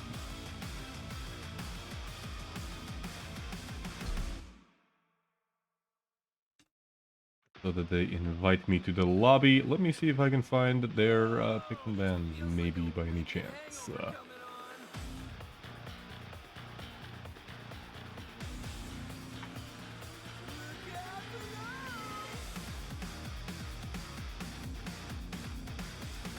The picks and bans have not started yet, so I assume they might be on a break right now. That's fine. That's fine. That allows us to reflect upon the adventure we've come so far. Yeah.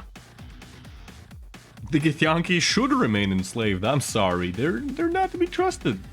How can you trust anybody who's got like pointy ears and stuff? Who knows what they're hiding behind those ears?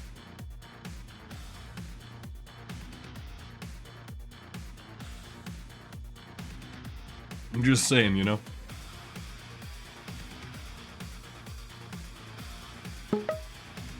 That skin color does not look natural either. Okay, look, elf women are like a different thing, but the Githyanki, they come from eggs. Come on, dude. Like, what the hell is this?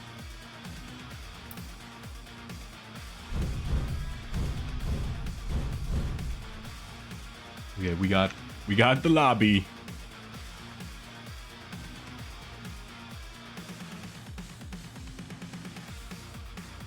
We got the lobby. And we got picks and bans, which I'll try to show on the stream right now. I'll maybe even succeed at it. There we go. Can you believe it?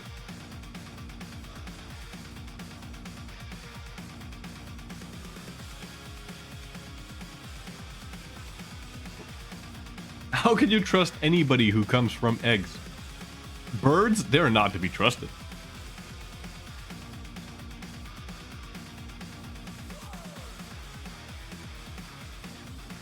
The other people in chat are probably extremely confused what the hell is going on right now. And especially the people watching on YouTube are just perplexed. Bamboozled even.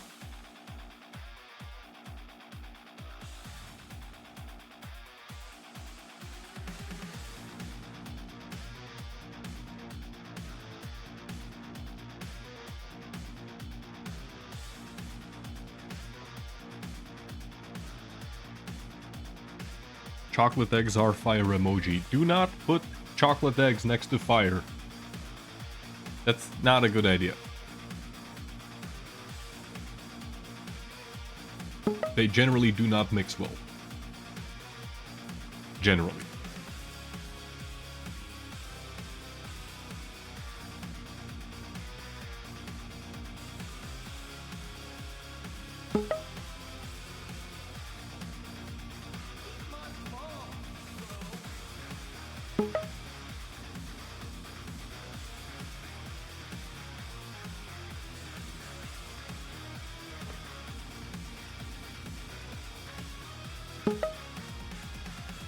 Anyways, we do have the picks and bans happening right now. Dramis versus Carson in the... Oh my, it's the upper bracket finals already.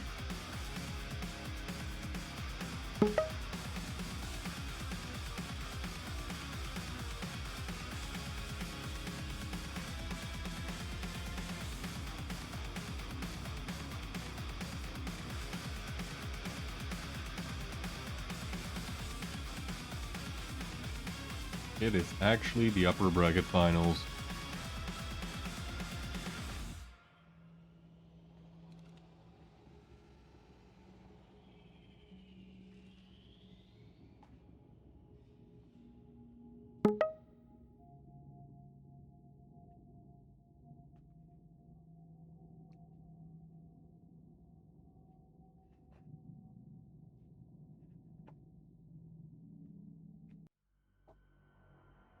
The first map to be played is going to be Vale. And Carson wishes to play Ranger. Dramis actually banning Eisen. I can understand him. Eisen on Vale is the most annoying thing ever invented. Has anyone ever taken a map off of Dramito? Yes, they have. And if I'm not mistaken, I think it's only been Carson actually. I know that in Moonbeam, I think Davis actually in Moonbeam Cup, which was like already like a few months ago, that was like one thing that was going on. I think Davis was able to take one map off of Dramis. And I know for sure Carson has been on multiple occasions been able to like take down individual maps from Dramis. But Dramis has still like in these online cups kind of just been undefeated in terms of like entire series, right? I think even on, if I'm not mistaken, even on Estodi, where, you know, he's playing on like, what, 100 ping? He's still, like, whenever he plays, he's still placing pretty damn high. You don't get to see a lot of Dramis on Estodi, unfortunately, because of, well, first of all, it's on a Friday. I don't know how it interferes with, like, the rest of his schedule. And it's also, like, way earlier, so it's, like, what, like... I can imagine it's, like what, 11 a.m. for him when Estodi starts? I mean, it would be lovely to start the day with some Quake, but, you know...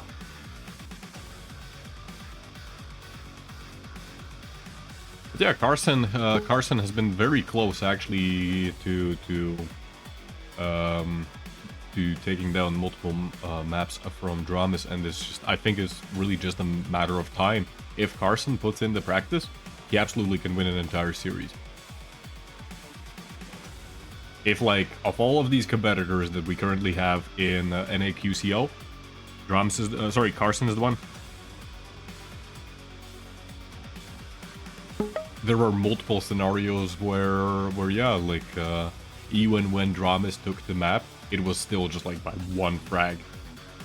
And Carson made, like, a critical error, like, in the last, you know, minute or so of the match, and that's what cost him.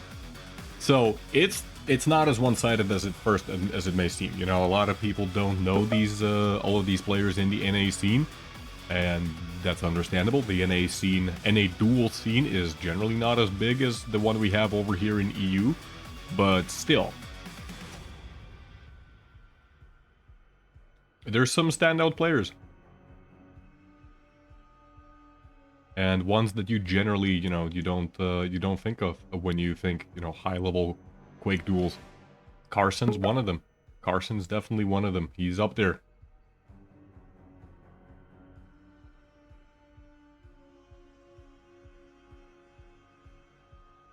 Anyways, we have the picks and bans completed. The first map, Veil of Pnath. Then we have Blood Covenant and Molten Falls for our tiebreaker. Carson's gonna be playing Ranger, Dramis on Keel. Oh boy, this might be very, very, very brutal. Dramis, whenever he plays Keel on Veil, it's just an adventure.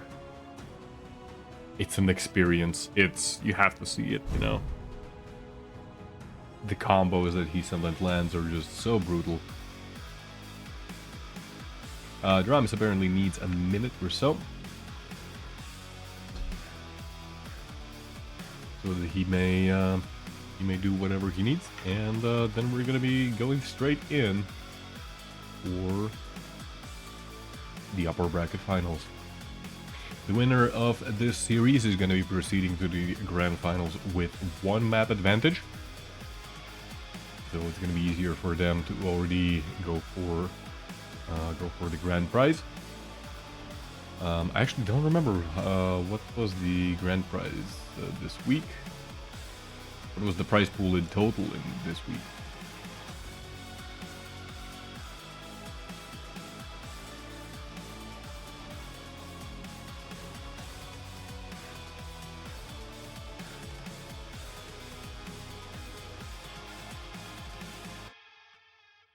Which...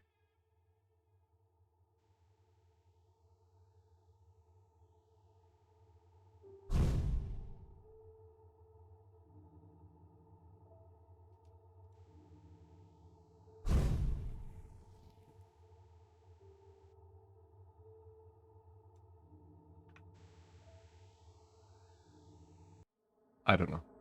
Okay, yeah, it looks like the prize pool for this week is $100. So, not the largest prize pool that we've seen, but, you know, pretty standard overall for if we're looking at, you know, in terms of, like, weekly online tournaments. Dramis is ready.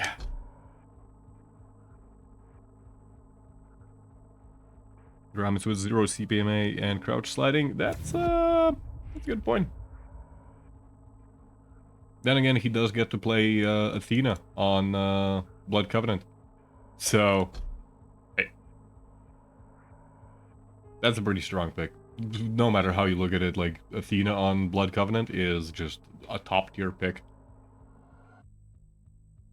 Like, Nyx isn't bad, but I don't think there's any champion which is better than Athena on Blood Covenant. Anyways, we're loading in the map, and hopefully I'll even set up the predictions, and hopefully I will not get kicked out of the goddamn thing, and we'll actually be able to watch it properly.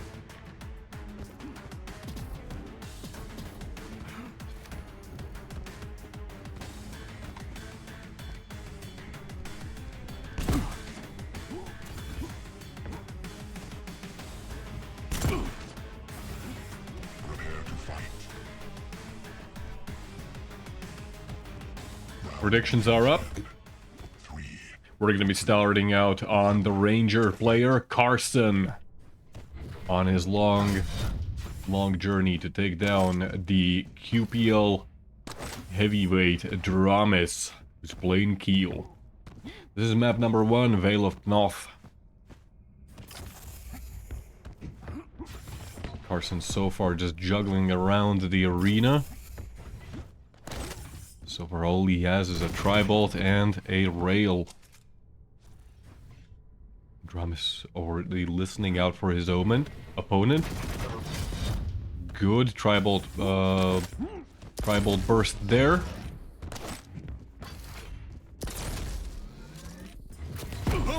Ooh, slightly slow reaction there from Carson, and in the end does barely any damage at all. Not sure if going through the teleporter was the greatest idea, but hey, that's what he opted to do.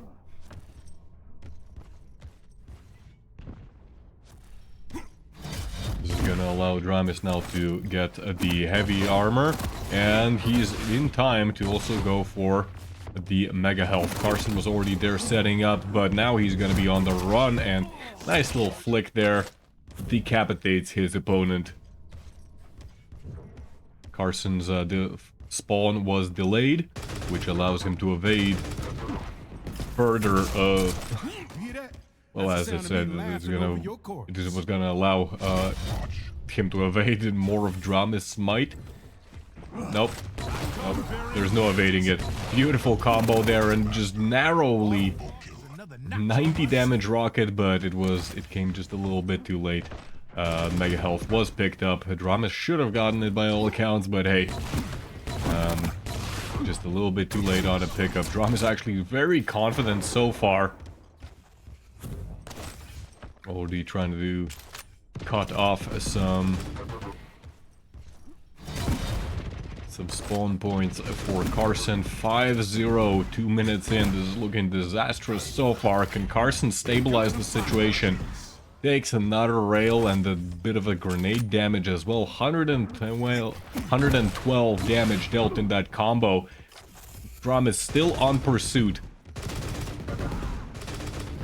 The Tribolt alone is proving to be a bit of a menace.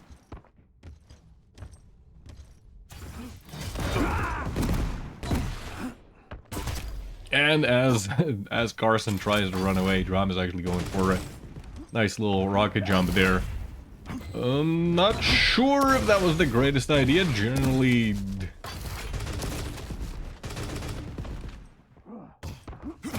Carson actually, I guess it worked out for him in the end. You know, if he hadn't used that orb, he would have been trapped in the light armor. You know, the acid pool pit.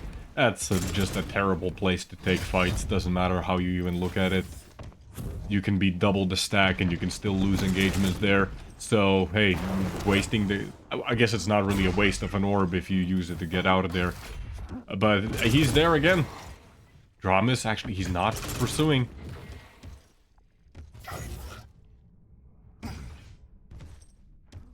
Dramis is moving like a bot? What?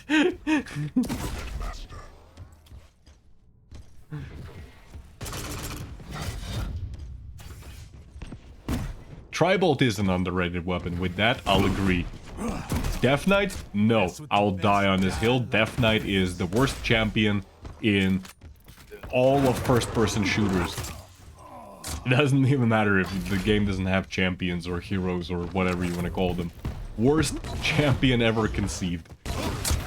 Oh! Oh, Carson finally gets his first frag, and it's a telefrag. I think the most ironic thing about that was that Dramis actually hit a grenade and rocket combo which slowed down Carson's descent just enough for Carson to actually be able to get that telefrag.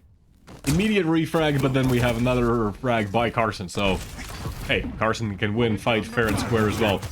So much aggression coming out from Dramis, no fear at all, just going in and trying to get those grenade kills.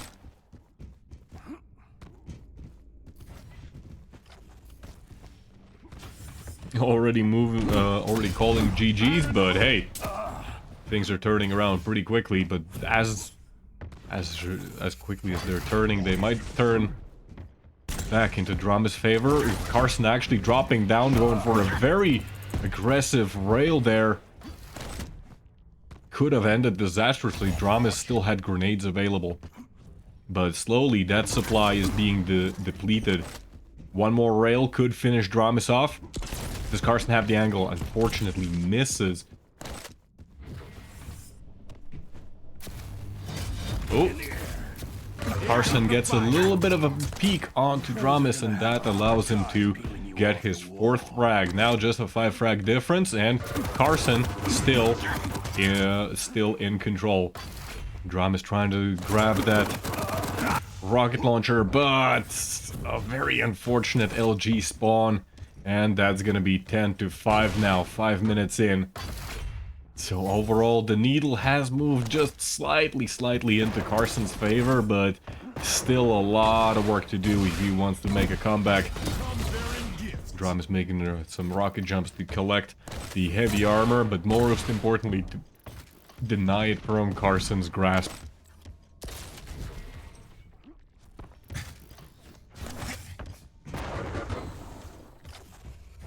Here come the fireworks. Rails whiz by Carson's head. Dramis, he's still setting up in positions that do not allow Carson to really move anywhere. Very aggressive rocket jump, and I guess you can afford to do that. Carson trying to make his way to the teleporter, but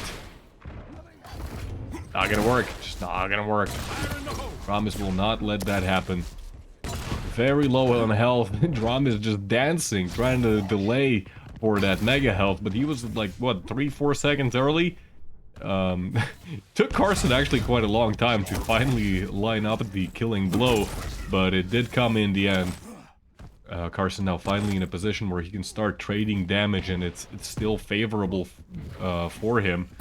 Dramis coming up the jump pad, and that's a horrible position. Maybe Carson wasn't expecting that kind of a maneuver, and Carson actually blows himself up. I'm amazed. I thought he was on 23 health, which should have meant he should have been immune, no? Not like immune, but you know, he should have been able to survive the rocket jump. Doesn't like Ranger take only 20 damage?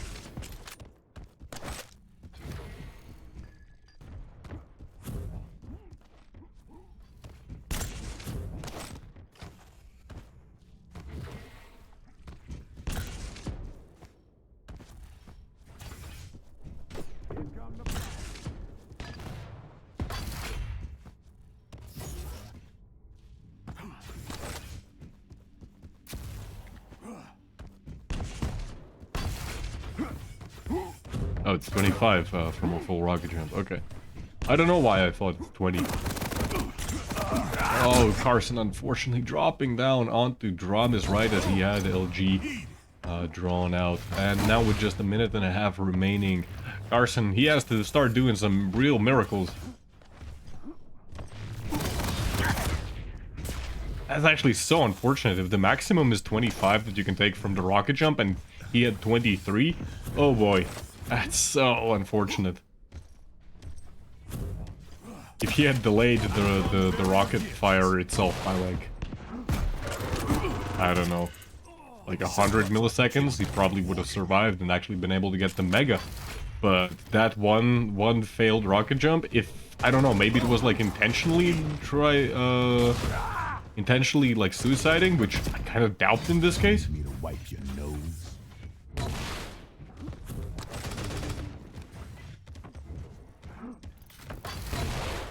I don't, like, if that was a intentional suicide, I don't think it kind of makes sense here. He had all the weapons, he had just gotten damage onto Dramis, he might as well just go... might as well just go for the mega pickup, I don't know.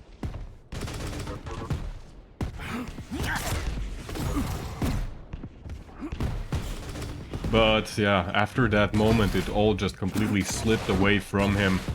And well, it looks like the map is going to finish with a score of 15-6 in Dramis' favor.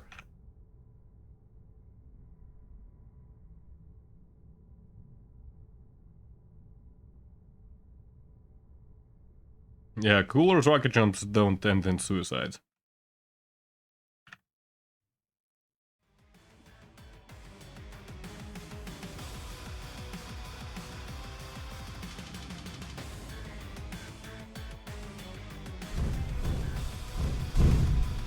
Well, Dramis takes map number 1.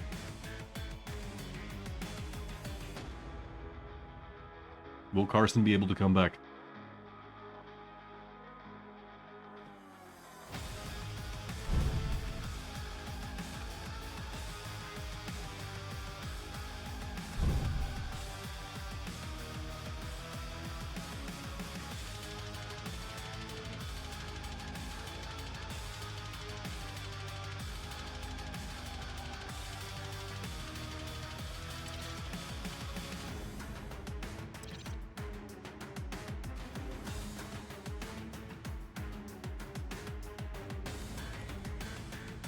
Both players appear to be ready, which means we can proceed to map number 2.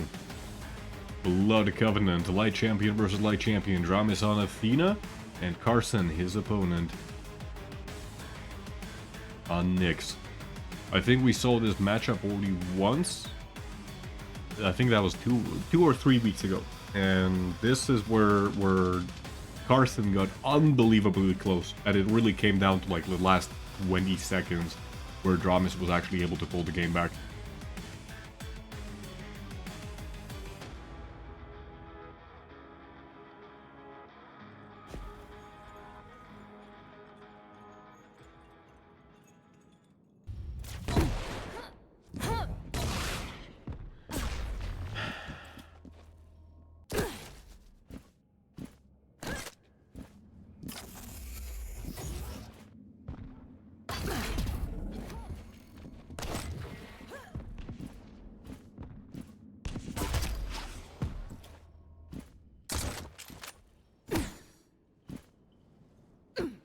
To fight.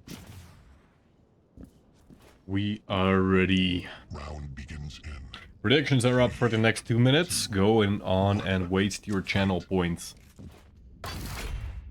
We're gonna be following Dramis, playing Athena. He gets the railgun spawn and he's wasting no time to collect it with his weapon of choice. He's also gonna get the heavy armor. Mega has already been delayed just a little bit, but not by much. There's only like 4-second difference between the items. Dramis a little confused as to where exactly his opponent went, and for good reason. Carson was already invisible and setting up a trap. Dramis just barely making it out alive. Also failed hook.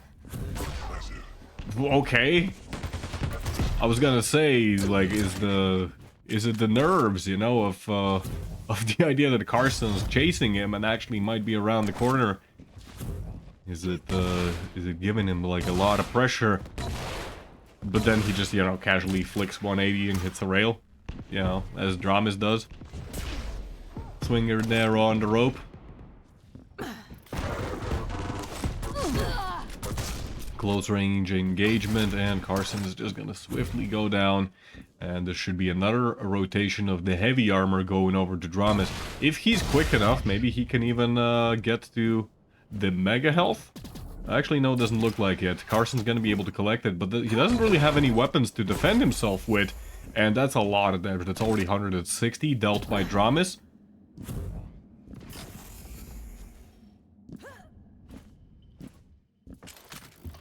Impressive. There's only one. What top the gun hell that's happened fine. there? I blinked and, like, Carson just died. Impressive.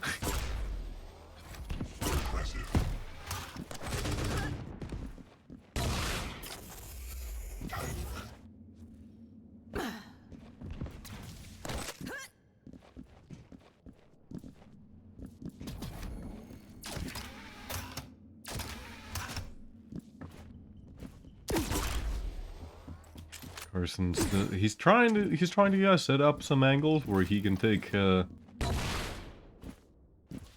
some pot shots at Dramis, and well, he's getting some damage here and there, but it's just not enough. What the hell is this? Dramis, my man, calm down.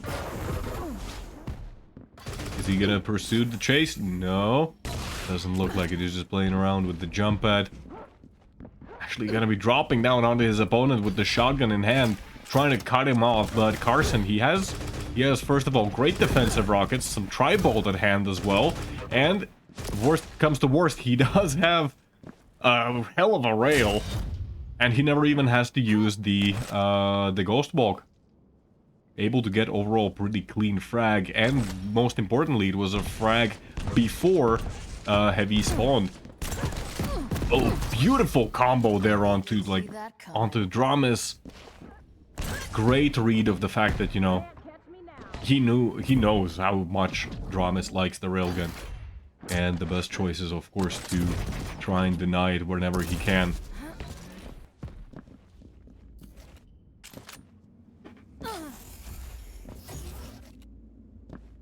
Carson now looking pretty well on the stack department. Very unfortunately, takes a rail right before he goes invisible, and then just proceeds to get pummeled into the ground by Dramis.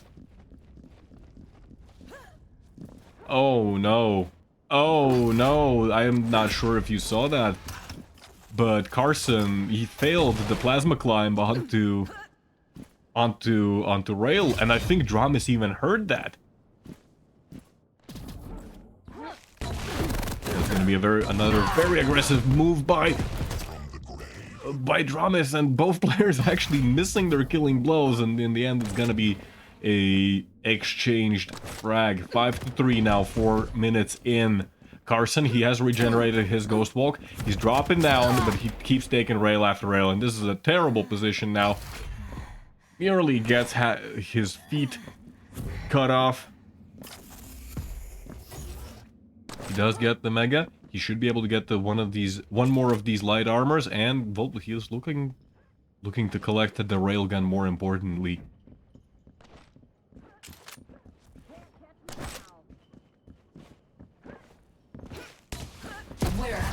Carson does find his opponent. Dramis already, he's doing some damage.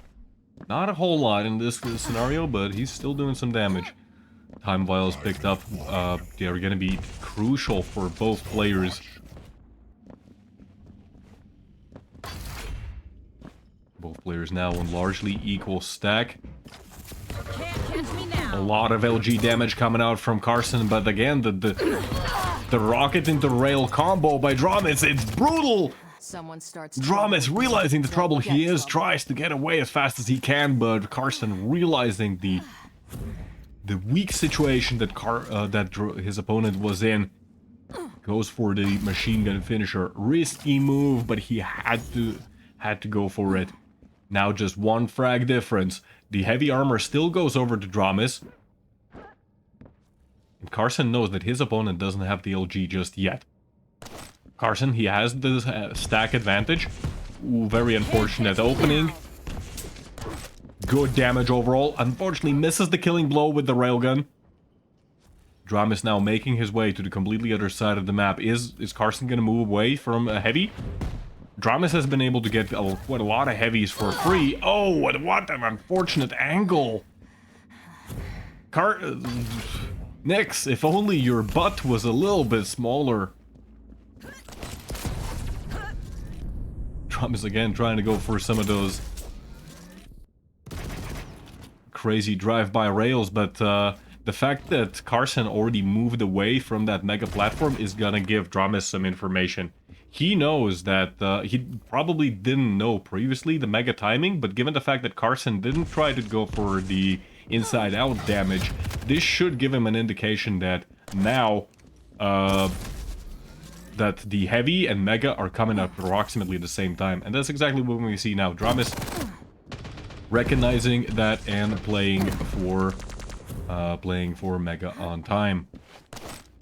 And the sides have pretty much switched. This is, so far, the last 2 minutes have been just each player trying to play on their side of the map and then going in for an all-out fight.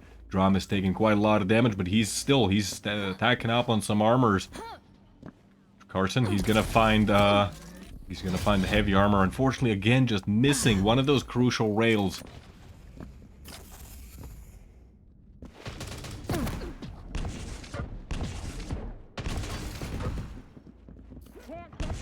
Just a little bit of rocket damage. Dramis, how the hell are you hitting those rails? This is looking very bad. 47 health on Carson. He's pretty much forced to use Ghost Walk if he wants to make out of this corner alive. Or can he sneak away? Catch me now. Oh, very unfortunate. I think that was a mistiming of the mega health. And now it's an awful position. Carson spawns, gets the heavy armor, but he has no Ghost Walk to make it out of there alive. And he ends up losing out on Mega. This is the worst case scenario that possibly could have been. The timings of the items were just... They lined up to such a point where Carson can maybe steal one of them, but he's not making it out alive. Talking about not making it out alive, Dramis now just popping off. As if he wasn't popping off previously.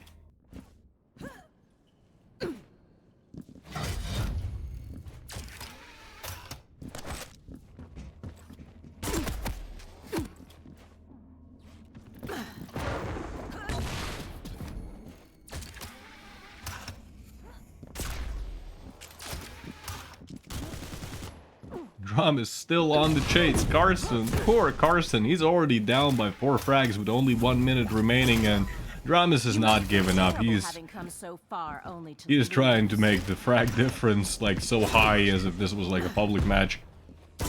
Going for all 20.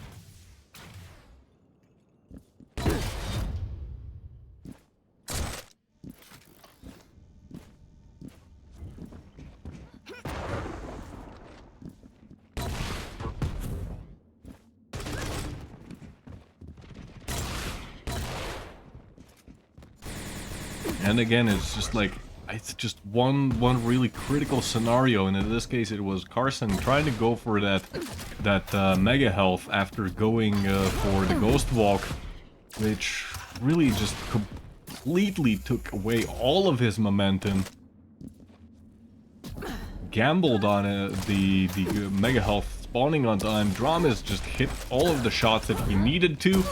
And there was no coming back from that afterwards, especially once Dramis went for the what's it called? The spawn frag, realizing that he's gonna get the free mega anyways, might as well try and deny the heavy armor from his opponent. Well played to both of these players. 11-4 is the final result. 68% rail on Dramis. The damage output difference is quite noticeable.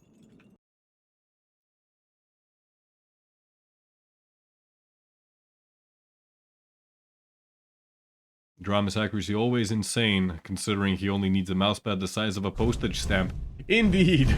He is actually, yeah, one of the lowest, lower sensitivity players that I know of.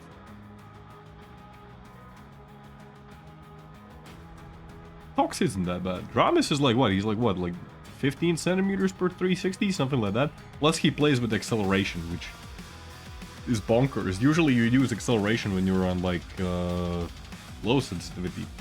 Dramis doesn't care. Dramis, not only does he play situations where he shouldn't win and still ends up winning, he's also playing on sensitivity settings that shouldn't work, but they do.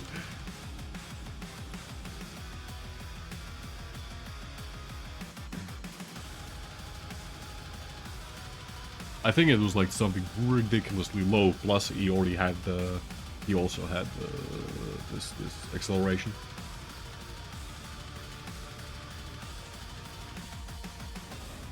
.55 sensitivity? What? What? There's no way that can be right. 800 DPI, 455 sensitivity. With acceleration. I know, I trust you. I know for a fact that like his sensitivity is absurdly low, but... What? That's like... It's like 7 centimeters per 360. 2 centimeters? No way. I'm on 1.2 at 800. Which is 43 centimeters. So... It should be like 7 or 8 centimeters per 360, but I don't know how it translates with the acceleration. If you take the 6.25 sensitivity cap, yeah, then it's probably like 2 centimeters. Actually crazy.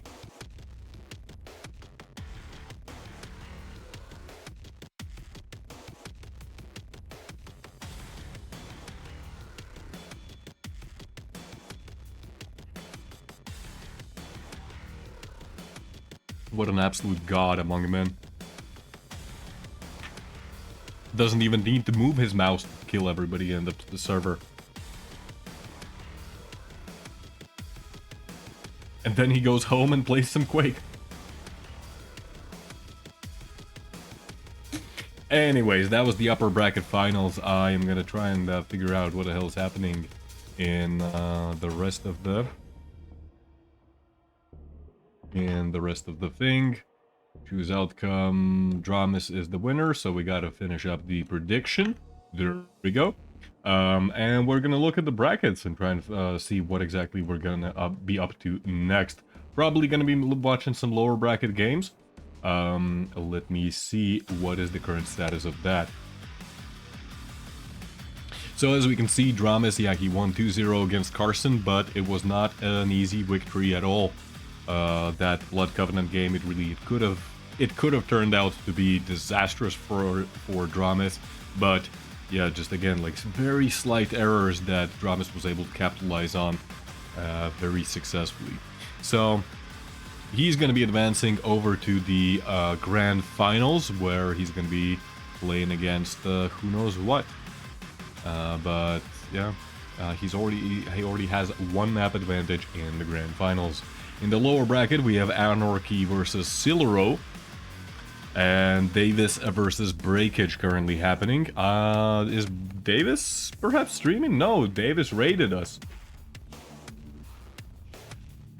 Oh, okay. Davis.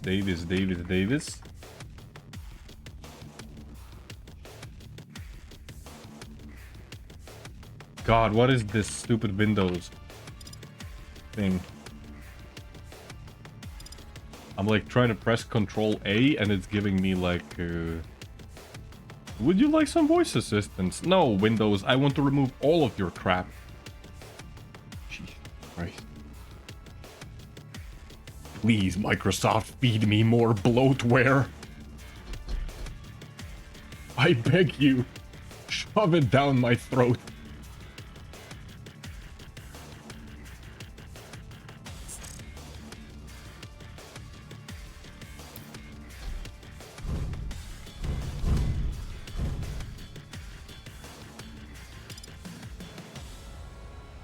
There we go. So we're going to be watching some Davis versus Breakage. I think this is going to be a pretty fun game overall. It's not going to be as high level as, you know, as, you know, what we just witnessed with Dramis at the wheel, but it's still gonna be pretty damn good. So let me just set everything up on the stream so that you guys can see it.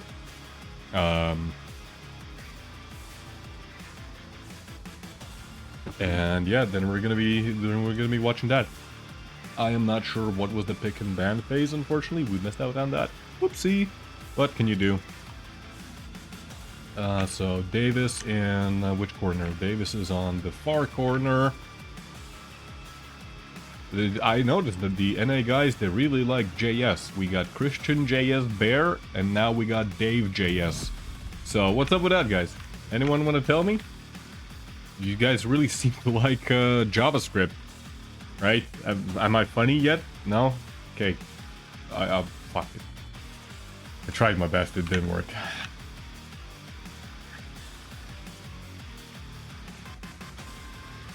What is this? Lower bracket semi? No, this is not lower bracket semi.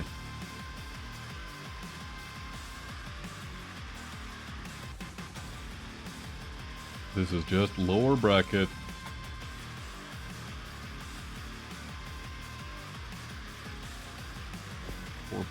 .2, and this is gonna be a best of a 1. We're already in game. You need a co-pilot. I think Microsoft needs a co-pilot to help.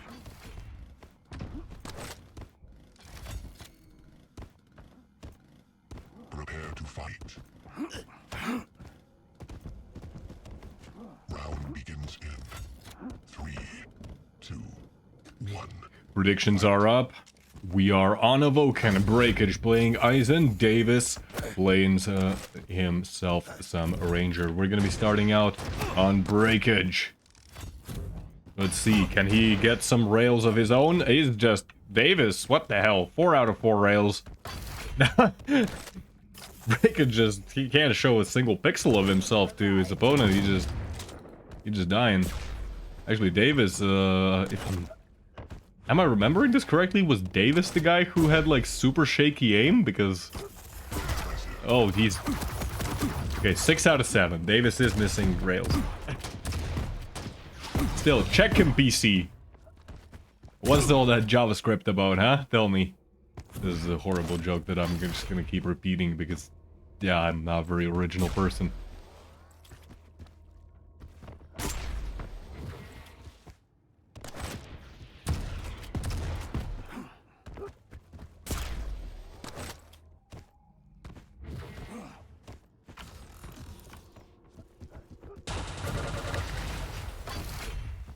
So far, Dave's already been able to get 2 frags, and both of those frags have been unbelievably clean, which is the most important part. However, Breakage, he's got full control in spite of that.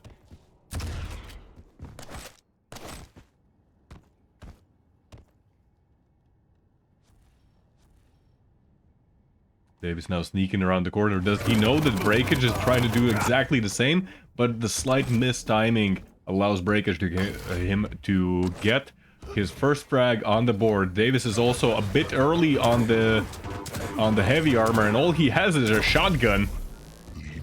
The shotgun at that range is not gonna accomplish much. Breakage now tying the game up 2 minutes in. Still eating rails though.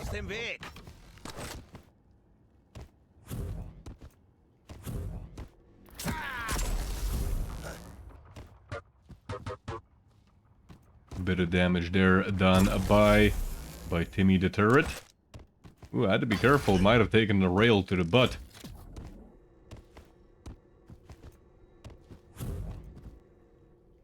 In the end, Davis, he was able to steal the heavy armor off of that. His opponent, who's on the rail side, probably heard Breakage picking up that light armor, so it's unlikely that Breakage would also be moving away from this T position. It's generally just a very good position to hold. Allows you to, first of all, hear pretty much all parts of the map. And second of all, it's a pretty safe haven. Breakage, however, actually showing up here pretty late.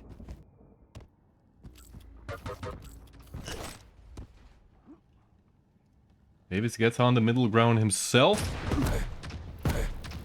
Breakage trying to push through, but this is a very, very dangerous choke point. Breakage hitting a lot of LG and finishing off with the railgun.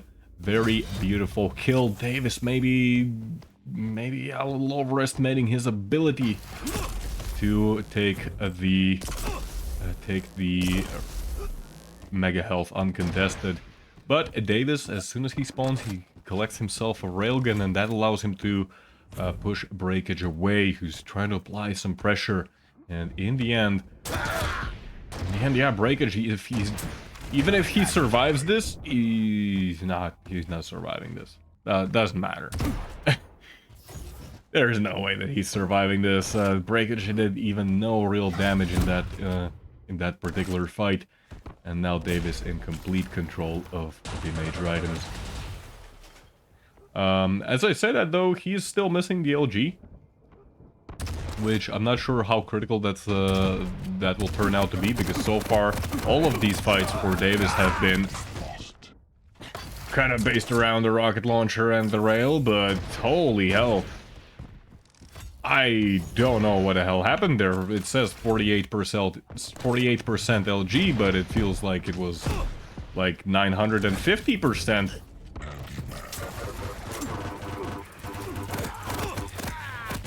Breakage just melting Davis, who's unable to contest his opponent's damage output.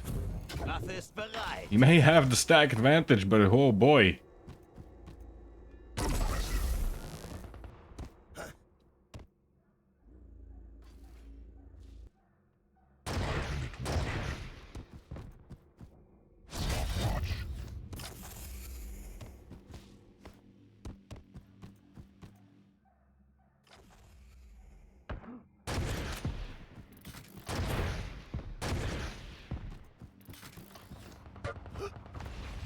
That little one tick of damage by Breakage turret is actually gonna allow him to have some information on to his opponent.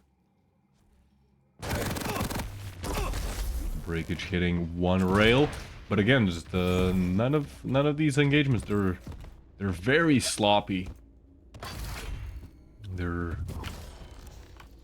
could be going either way. Davis trying to push through that cubby there, trying to take out the turret. He is able to take down Timmy, but he does end up taking quite a lot of damage in the process, and if he's not careful, he might actually be boxed in at that part of the map. He might even have to use the orb to get out. He gets out for now, picks up the heavy armor. The rockets on Breakage side do not connect. He still has orb. Breakage, he's still holding this rail room. We've seen him play this room so far for quite a lot.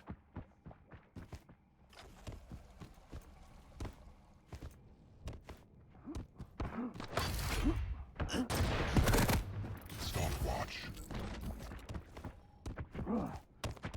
Scan enough seed.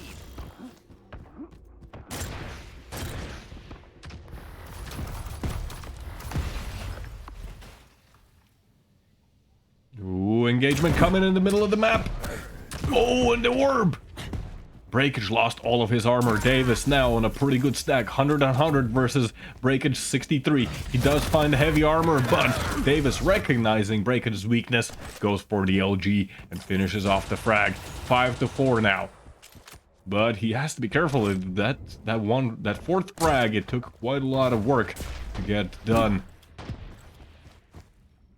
And Breakage already is trying to get all of the weapons in order.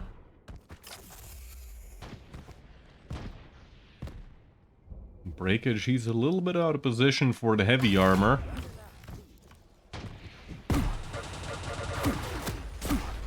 Takes down the turret, but takes a absolutely metric ton of damage.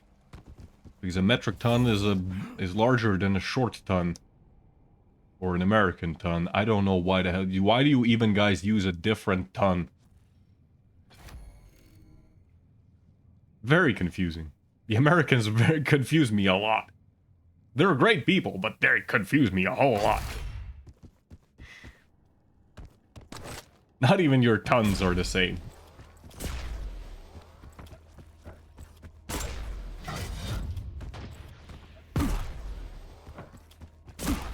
Oh, Dave is starting to miss some rails. This is an absolutely... What? Okay, that was confusing, but that's probably just a case of some packet loss, which made it sound like Davis was just machine gunning those rockets. But Breakage now, he's finally been able to reestablish control on his side, or at least for the time being. It is now a minute and a half. Breakage doesn't have any kind of overstack, although he finds the mega health. 220 total health. Davis going for a very risky jump up the jump pad. Hits one rail, but that's about all he accomplishes. Actually, did he even hit a rail? I don't think he did. I think he just hit the orb.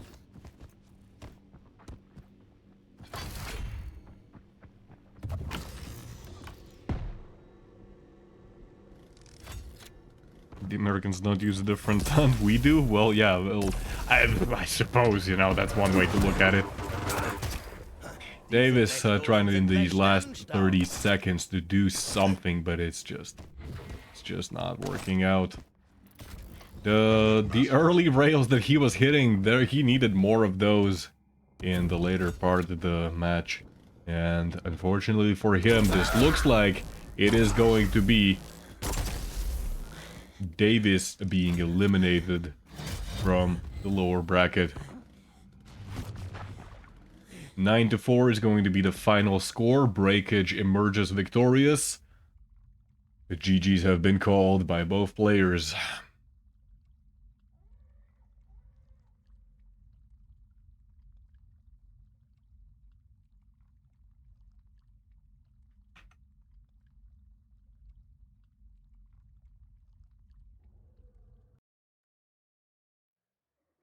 Well, that was one of the lower bracket games.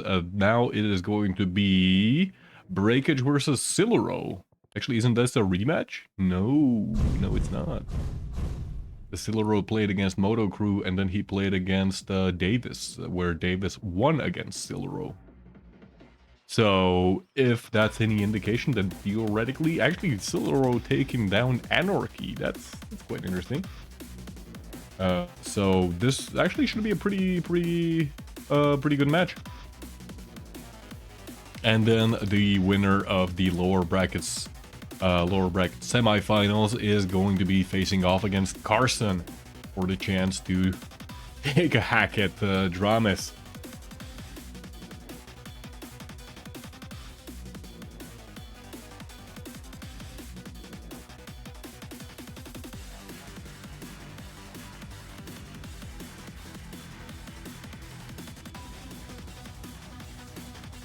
Anarchy lost, so no grudge match. Indeed. Very sad, very sad. But yeah, it's gonna be Breakage versus Silero now.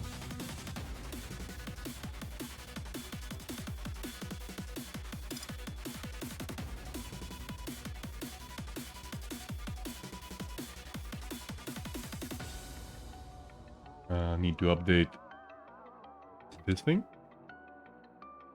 And the prediction? Did I do the prediction? I don't remember what I did here. There's only 1% voting for Davis.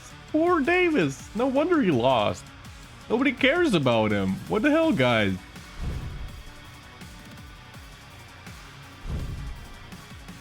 No love for Davis.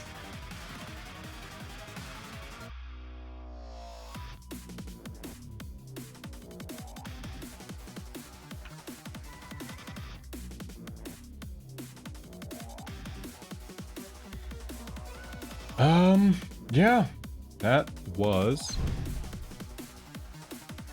What was that? That was a match. Some amazing insights from Leadhead here. What did we just watch? We watched a match. Can you believe it? Breaking news. Quake match happened.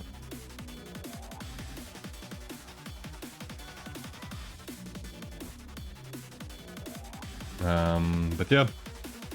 Breakage is in the lobby, Silero is in the lobby, and soon enough we'll be looking at the picks and bans by both players.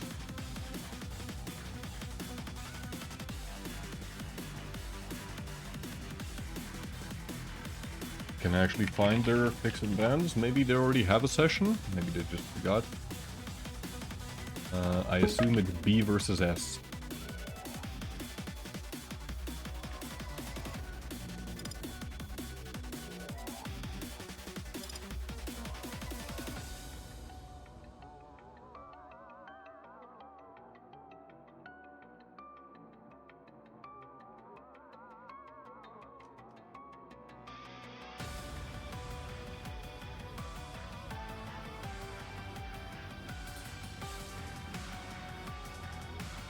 Oops. There we go.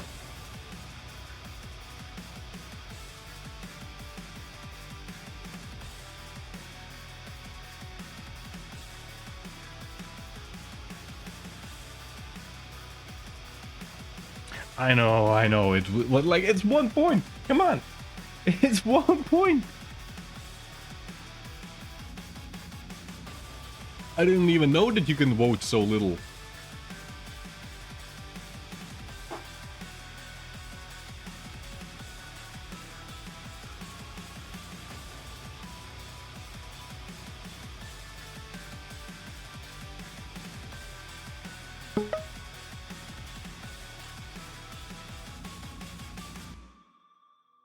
Also, thanks Atomic for the cheers. The 200 bits. I'm not sure, are my notifications not working? I thought I enabled them.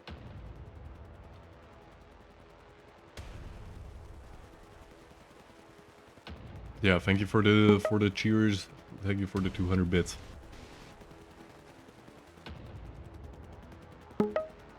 You're greedy sometimes. Only sometimes. Blood Covenant banned, Deep Embrace banned, Molten banned, Veil banned, Ruins banned, yeah, Exile banned, everything's banned except Avoken, and that is going to be the map that we're going to be playing. Breakage is to ban the champion first, and then it's going to be Silero's champion ban. Nyx is out the window, as she deserves to be. Screw that champion. Terrible, just terrible. Doomslayer also banned. Kind of funny to like, yeah, two similar champions get banned. I mean, there's nothing really funny. They're pretty meta picks. Yeah. And Breakage gonna be playing some Strog and Beaker. Great choice, if I say so myself. And Silero playing some BJ Blazkowicz. Intriguing. As I said, the North Americans, they really seem to like BJ on Avoken quite a lot more than the Europeans. We still do see it on EU dual scene, but as I said, not as much. Really not as much. So this is going to be a best of one, and the winner of this one map proceeds to go up against Carson. The lower bracket semi.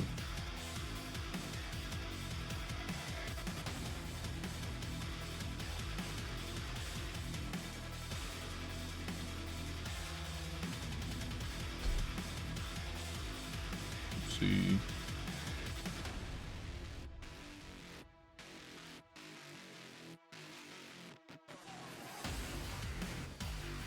We are loading in.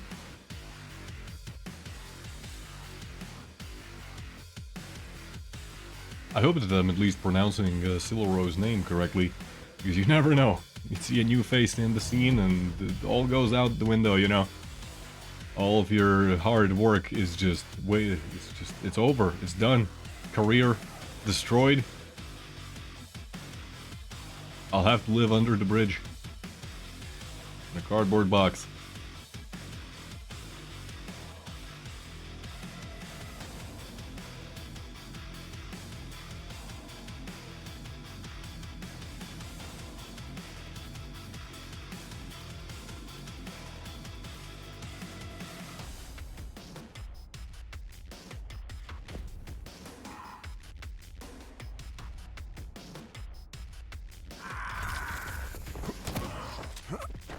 We're gonna be starting out on probably gonna be starting out on Silero because I don't think we've seen him thus far in this stream. I think we saw some of him on Church of Quake, which, by the way, yes, so Church of Quake, they're also streaming this tournament, so if you want to see more perspectives, you can tune into them. But so far, there's not much choice. There's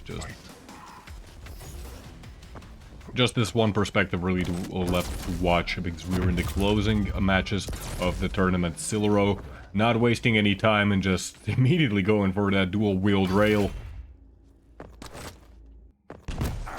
Predictions, by the way, up, and you may proceed to waste your points. Breakage gonna be using that peeker to get some information about where exactly his opponent is. Silero trying to bait out some rockets, and I think that's gonna delay Breakage just enough. In the end, Breakage will retrieve the railgun. It took him quite a long time to do so, but it will happen in the end. Silero now a bit on the retreat, looking for some angles to exploit against his opponent. Breakage trying to go aggressive.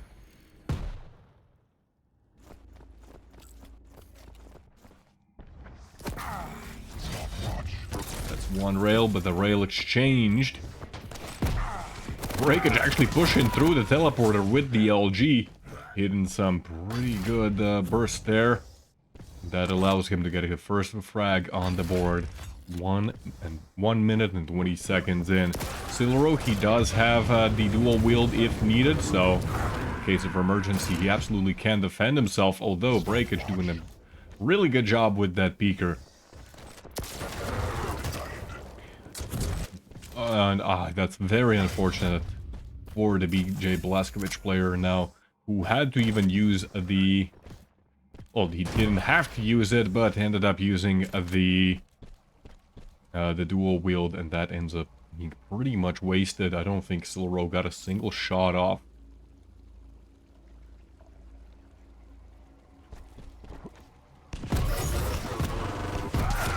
Pretty good burst there, but the close range rockets will reign supreme. And Silero's slowly working his way back to regaining some control. Very shaky LG there.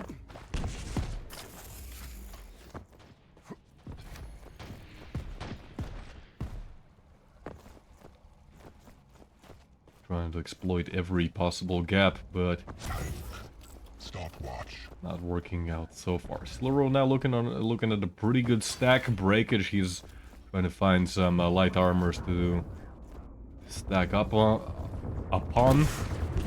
Oh, this was a great move by Silero. I don't know if he heard the peeker being on the lower level, which prompted him to go for the rocket jump. Unfortunately, in the end, the rocket jump did not work out, but none of you gets out alive. So much of Breakage stack was lost in that engagement that Silero was, in the end, still able to emerge victorious in that fight, but the next immediate engagement, not that great. Great rockets though, and this is a refrag after a refrag. These guys are wasting no time. If it's blood they want, and it's blood they'll get.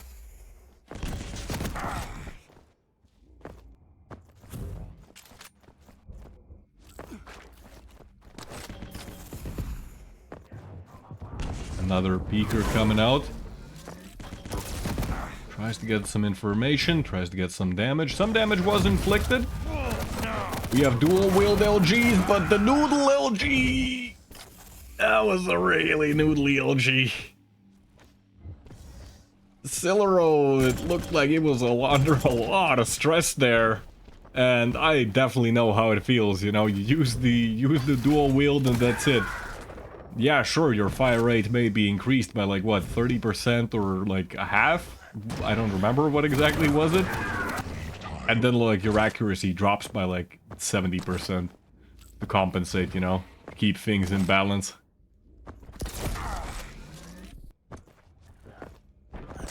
Oh, very unfortunate, but a nice prediction by Breakage. Hearing his opponent coming around the corner, setting up the angle with the rail, and subsequently denying even the light armor. Breakage now dancing around some rockets. He's gonna miss out on the mega health, but I don't think he's all too concerned about it, given that he still has positioning on the middle of the map, which is arguably more important. He doesn't have an LG, which will mean that he cannot really exploit as much of the positioning that he wants. Grabs the heavy, might even make it to mega on time. But this is kind of the main problem. He does end up getting the mega health, but without the LG, he just cannot push away his opponent. He had such a massive stack advantage and still lost in that fight. Very nice frag there by Silero. Now it's gonna be him in the lead, but just by one frag, and this could turn around any moment. Both players can be very aggressive. Rockets flying in all directions, but neither of them really connecting. Breakage just giving up on that plan, pulling out the lightning gun, and finally taking down his opponent. One rail that's missed. Breakage now, he's gonna be pushed away, quite literally. Is Silero gonna chase? He absolutely is. He realizes that he has inflicted just enough damage that Breakage can't really do anything. And a very nice use of the Tri-Bolt allows Silero. What? Strangling fascists. He switched. He switched from the lightning gun to the plasma gun mid-fight. Oh, well, that's something I haven't seen. Oh, very unfortunate timing for Breakage to use the peaker. No, he wasn't out of plasma. Sorry, he wasn't out of LG ammo. He still had like 100, which is the craziest part. I actually had to do like a double take, but he still had ammo.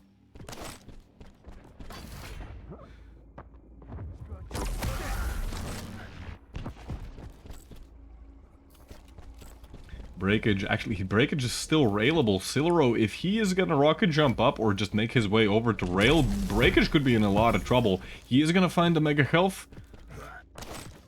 Was guarding that corner with his life. He nailed it. Nice one, Timmy. Someone get Timmy a medal for that pun. He deserves it.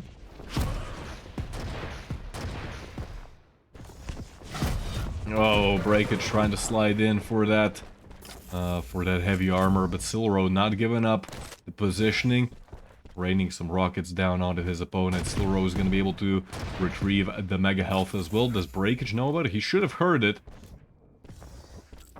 so he still should know the timing.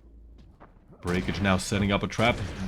Silero recognizing in the last moment that he is going to be eating rockets if he proceeds through that corner or through that corner.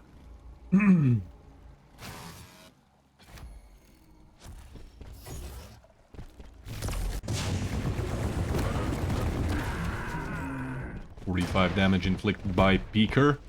Breakage, he's 1.5 minutes left. He needs to make 2 frags. Goes in, but ends up going down to the double LGs. He had to make some kind of a push, and maybe that was a good opportunity, but he needed a little bit more entry damage, and now Breakage, with even less time left, he has to start making more risky and more aggressive pushes that overall just work out more into Silero's favor. Silero, you can really feel that under the pressure that he is, just from how shaky his aim is. We see this actually with quite a lot of people, that generally, you know, they move like really smoothly, and when they get like into into these kind of fights in the later parts of the match, they just kind of can't keep their aim straight, whether that be due to high sensitivity or, you know, just the nerves kicking in.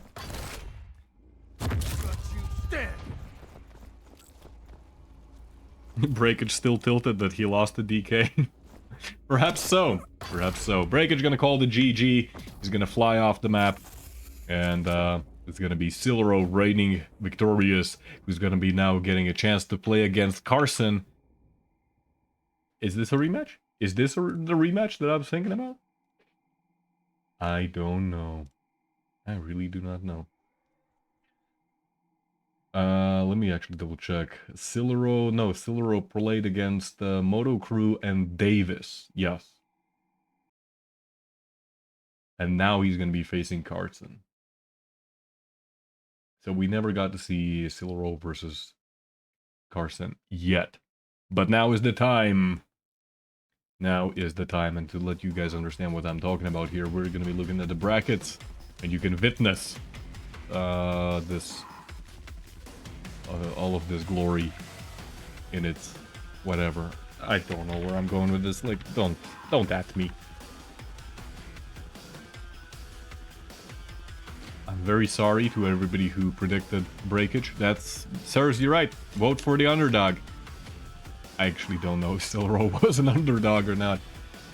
But hey. But yeah, that plasma gun switch like really confused me. He's in the middle of the fight. He's winning the LG fight. And then he switches to plasma gun. Like, that's some 300 IQ move there. Us mortals will never understand it. It's just not gonna happen. We're too stupid for that.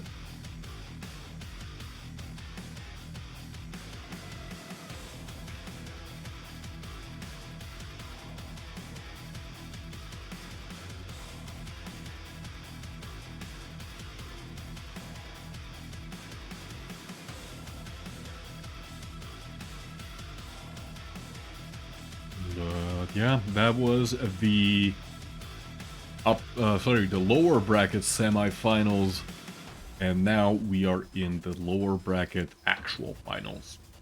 Carson versus Silero.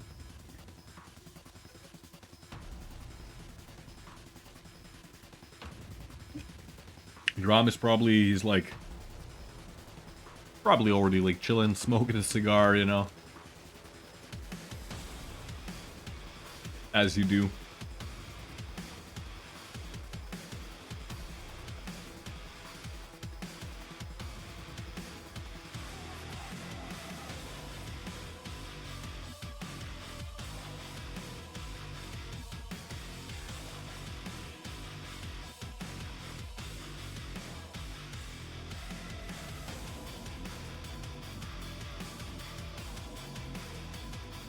Enjoyed this beautiful picture of a cat. Actually wish it was higher quality. But you get what you can. So yeah, right now just waiting for Carson to be ready and for the guys to make their picks and bans and, you know, all that stuff so that we can be moving on. And what am I pressing? I'm pressing the wrong buttons as I do. You know.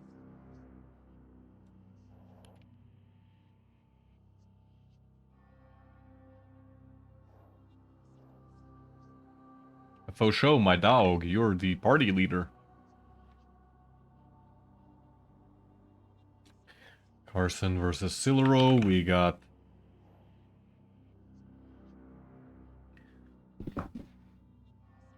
the picks and bans.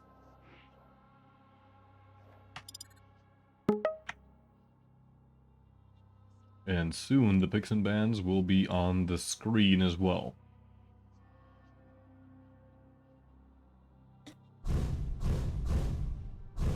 Bam! We got it. Exile has been banned, Veil has been banned as well. Remember that the lower bracket finals, that is going to be actually a best of 3.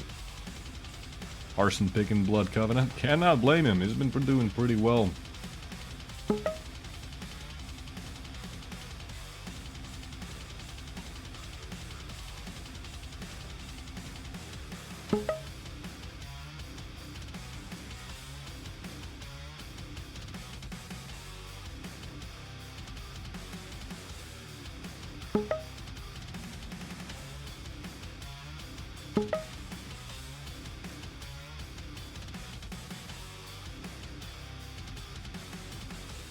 Avoken is going to be the second map to be played. And the third one, if we get that far, is going to be Deep Embrace, picked by Carson.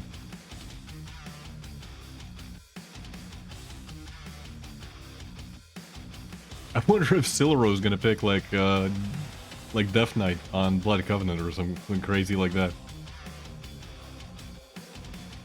I mean, Anarchy did, so, you know. Okay, it's Doomslayer.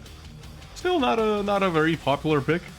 As I understand, it used to be a lot more popular back in, like, you know, the earlier days of QPL.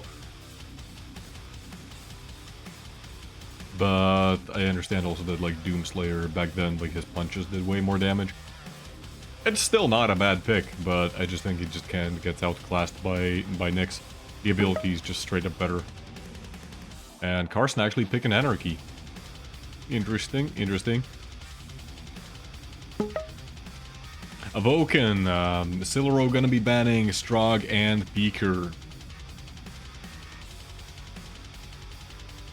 Can't blame him. Strog has been picked quite a lot in this tournament so far.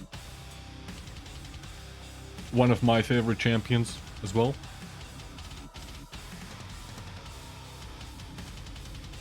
Gotta get that crouch slide in, you know. The best part of the crouch sliding is just the sound that it makes. It's so satisfying. Got the, you know.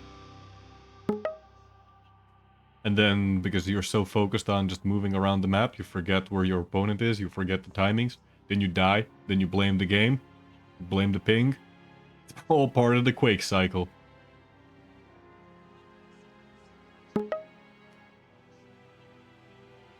Ranger versus BJ is what we're going to be seeing on Avoken. That is Carson on Ranger and Silero on BJ Blazkowicz. Yeah, never blame yourself. Like, why would you blame yourself if you can blame, like, you can blame the game, you can blame the lag, you can... There's so many things you can blame. You could blame your horoscope even. Imagine that. Blame your family for not raising you, like your parents for not raising you properly for this very important moment in your life. We see Death Knight on Deep Embrace versus Eisen. What are these picks? Actually, Eisen kind of makes sense, but Death Knight, what? I don't know what you guys like. The NA guys apparently really like Death Knight. I mean, I can't blame you, you know, he's a dead guy, but he's still alive, like. And apparently he might even be cybernetic, so I don't know. Seems kind of cool, but seriously? Death Knight? What? Can someone explain to me this? Oh, that one of you guys was like very obsessed with Death Knight over there. Disappointment Knight.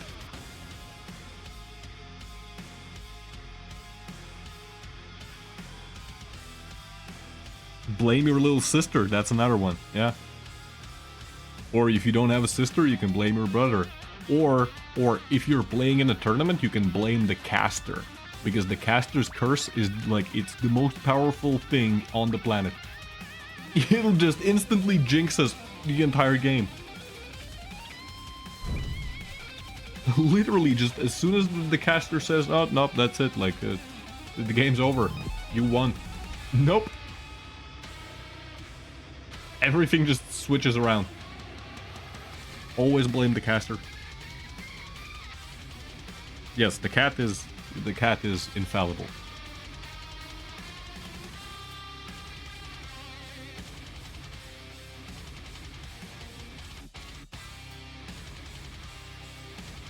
The cat is untouchable.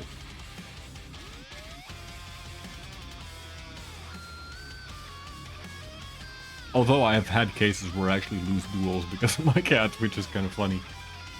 Usually it's because like he jumps into my lap at like the worst possible moment, and then I get kind of spooked. Or like it bumps my hand out of position and then I can't like hit rails.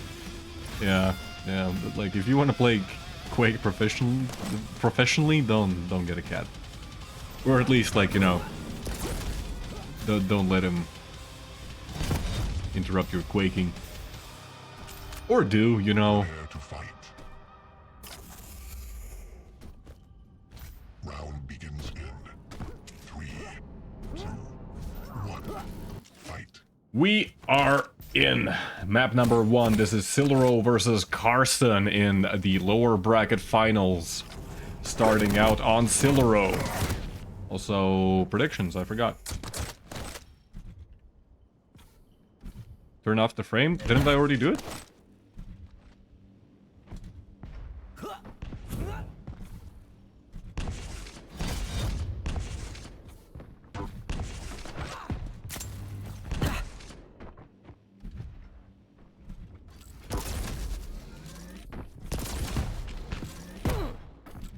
Okay.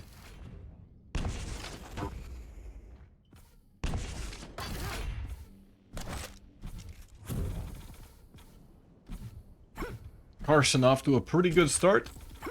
Got all his weapons in order. Controlling the heavy armor thus far pretty well, not allowing Silero to explore that part of the map without taking some damage in the process. Ooh, Carson might be dropping onto his opponent any moment now. Direct rocket. And Silero, he still hits a rail, but it's not going to be enough. Carson didn't even have to use the inject for that. He's going to get a light armor as well. Oh, this is not looking good. And there was a delay between the heavy armor and the mega health.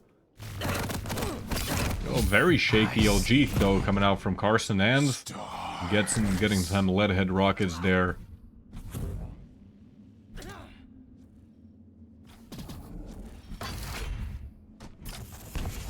But that's already 2-0 right now. Carson is in the lead. Still taking some damage, so it could switch. Ooh, Silero going for some very fancy angles there, stopping midair. Good damage coming out from Silero. He's not gonna be rocket jumping up, even though he... Maybe that would have been a pretty good choice, although there was also the risk of being floated midair by the LG. Carson, he had lost all of his armor and even a good portion of his health. Nice defensive rockets by Carson, and the LG is very strong. Thanks to the inject, he's not even gonna be coming out of that fight very injured. Although he does take immediately a direct rocket to the face. Silero still playing the high ground, but has to be careful because he's still railable. Carson's not gonna try his luck. He's just gonna move back, pick up the items on the other side of the map, and of course secure the mega health. Not a bad position for Silero now to be in, although he could be caught off guard, and Carson might drop onto him. If Silero goes for that rocket, he's dead. Oh, Carson getting actually floated for a little bit. He's still hitting shots. What the hell was that?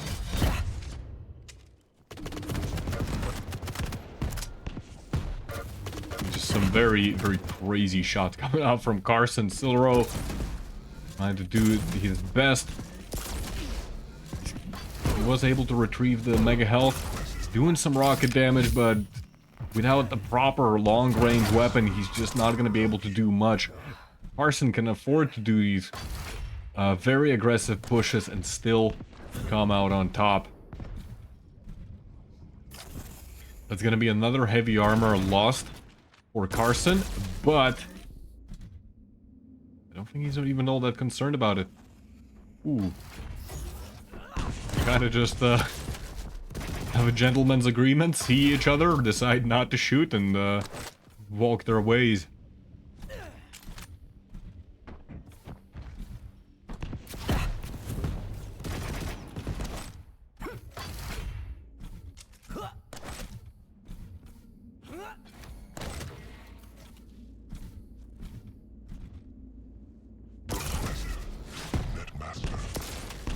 Carson's still playing this pretty well. Ooh, he's got Silero actually trying to go up the jump pad, canceling the jump at the very top. That was a direct rocket and the bit of LG damage. And it's gonna be actually Silero's own rocket, which finishes him off. 5 to -1 now, 5 minutes into the match.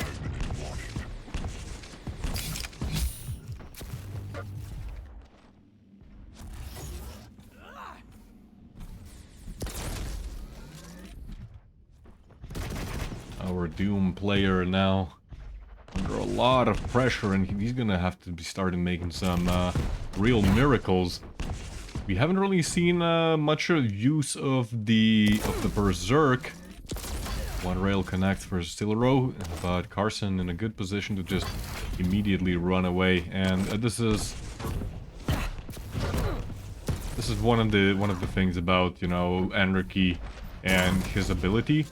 It's just gonna be so much better. In fact, I'm kind of surprised that Silero is not using his own ability just to deny Carson from constantly restacking on the inject.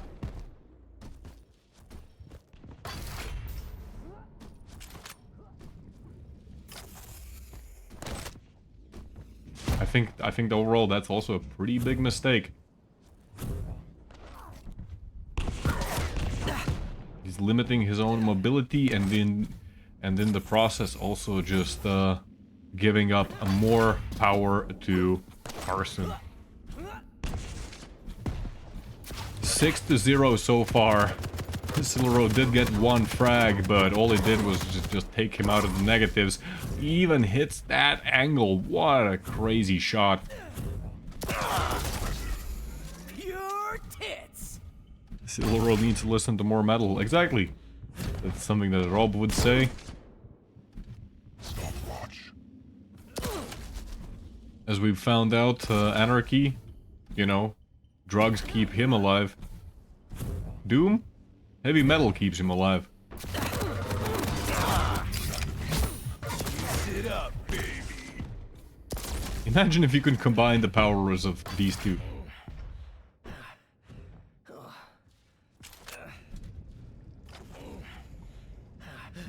Carson actually going to be healing up in the blood pool. Not a bad idea. By the way, yeah, that's also another nice little micro optimization. Whenever you step into the blood pool, it immediately triggers like the health regeneration, so you can just quickly like go in and out of the blood pool, which is actually going to regenerate your health faster than if you were just standing in it.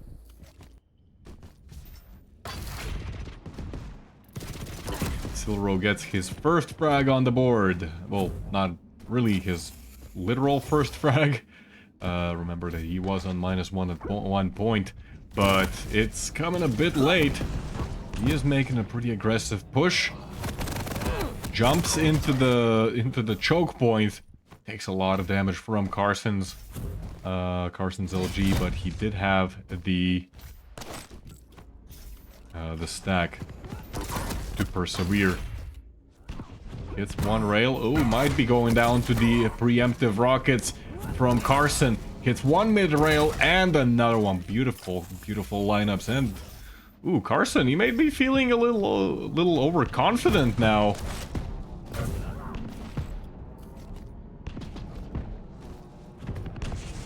To even try and attempt to go for that mega health was a sign of disrespect, some would say. But in the end, I guess it does not matter, because Carson does find the 8th kill now already. And with 1 minute left, I don't think there's much that Silero can really do. Carson, he loses out on the mega health, but when he does not lose out on the mega health, it was never picked up. And I think that really seals the game.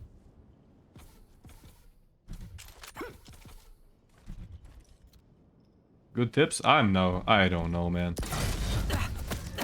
Don't take Quake advice from me, guys. Like,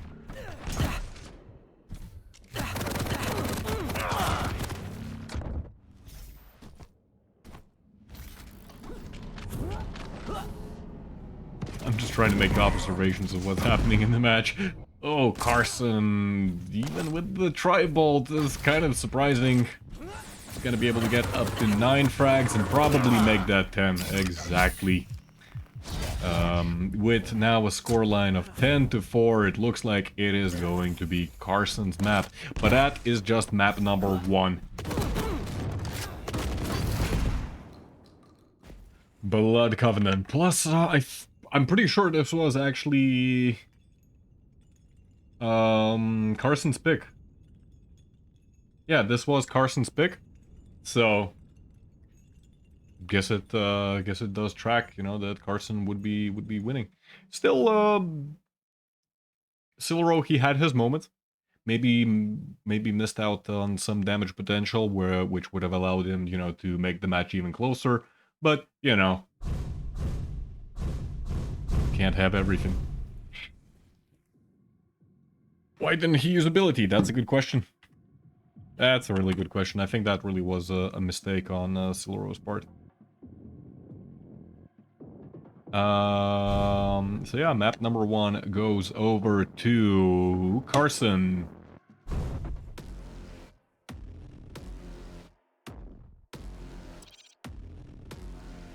Map number 2 to be played is Avoken.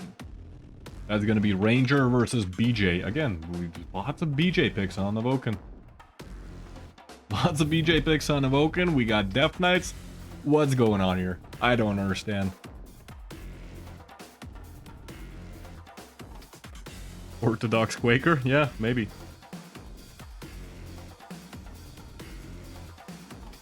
You lost your 1 point. Oh boy.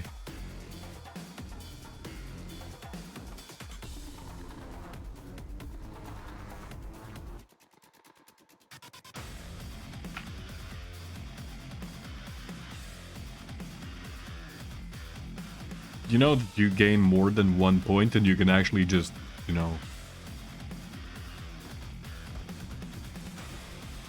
You can just... like, vote more of them. Because it's like, what, every 10 minutes you get 10 points? Something like that. What am I trying to do? First of all, this. Then, prediction. Round begins in 3, 2, 1. Fight.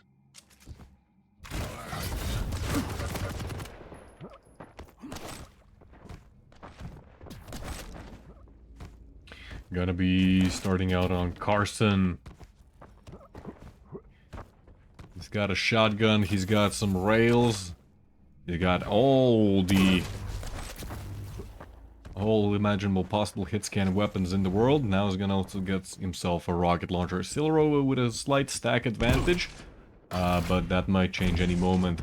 Fight coming up over at Mega. Silero gonna use a dual wield to just bully his opponent away, and actually the dual wield is gonna continue on into the heavy room. I think the heavy was actually stolen by Carson, which is probably pretty favorable for Carson in the end game. You definitely would not have wanted Silero right now on a complete overstack. Rail duel commencing, neither player really hitting anything. Oh, nice angle by Carson. Silero not expecting it. He does hit just a little bit of LG in return, but the rocket damage is quite formidable. Thankfully to the BJ passive ability, he's going to be able to keep some more of his health, and the health bubbles up alive, which ends up being a mutual frag in the end. Naqcl, thank you for the follow. Razy, rating with a party of 29. Thank you, Razy. Hope you had a great stream, whatever it is you were streaming. I don't think that was Quake, but hey, you ended up having a great games last week. Sorry, not last week, but yesterday in Estodi. So I think you have earned a break.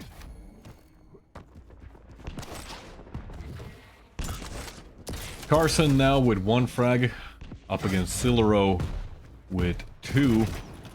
Carson has been able to get control of both major items. There's also quite a noticeable split, and this is going to be a very peculiar situation for Silero. Does he know?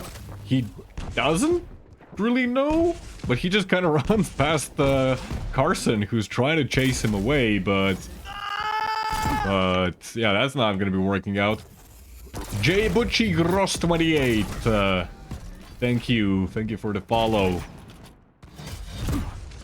Also, I don't know why the notification sounds so weird. It's not supposed to be so stuttery. What is also not supposed to be so stuttery is Silero's aim when he uses that dual wield, and that ends up being the death of him. A very swift refrag off the spawn for Carson. That's gonna get him in the lead already.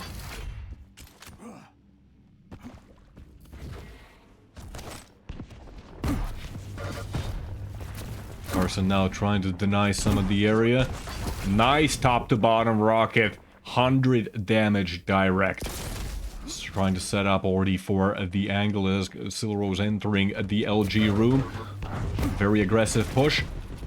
Silero has to be careful. He might think that he's 100 health and might even get some armor. But first of all, it's going to be the LG, and second of all, it was the orb. But the orb actually ended up being completely inconsequential in that engagement, but still, the potential was there.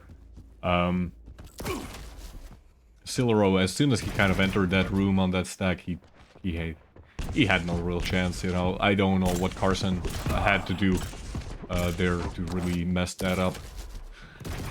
But Carson now not left with a whole lot of health. He's actually gonna have to forfeit the mega health himself, and if nothing really changes, he might even have to forfeit the heavy armor as well, since the split is exactly what he created himself. Ooh, Silero going for sneaky little rocket jump there. Carson hearing the rocket jump, evading the middle part of the map accordingly. Good use of the tri-bolt there. Carson actually using quite a lot of the tri-bolt. Beautiful direct rocket into the orb, misses the final railgun shot. Carson now going to be using some of his own rocket jumps to get away from there. Oh, if only Silero had been just a nanosecond earlier.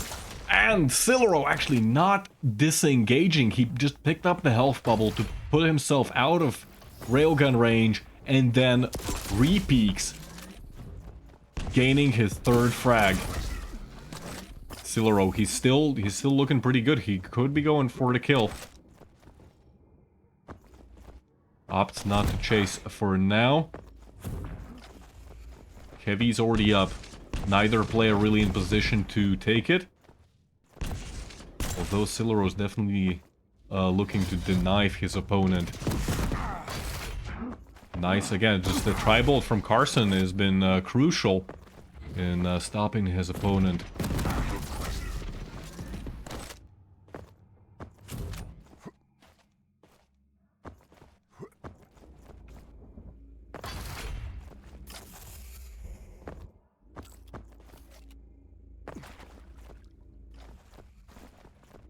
Silero now still by 1 frag down. 4 minutes remaining. Tries to go for a drive-by rail, does not succeed. That's going to be a mega health going over to Carson. Looks like he's going to be also going to be able to steal one of the light armors. Silero, what the hell? Like, probably scratching his nose. I know that feeling. I know that feeling.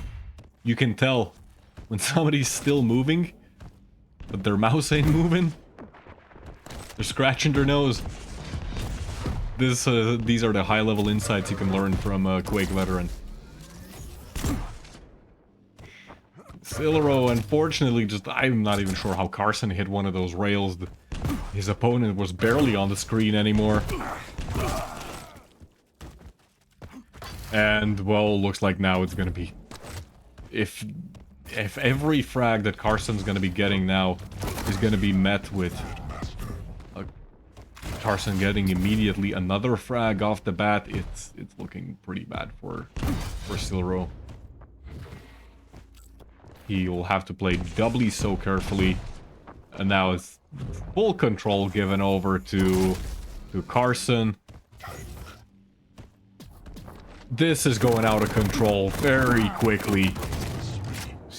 Carson even taking time to line up his shots. That's how confident he is in the stack that he has gained.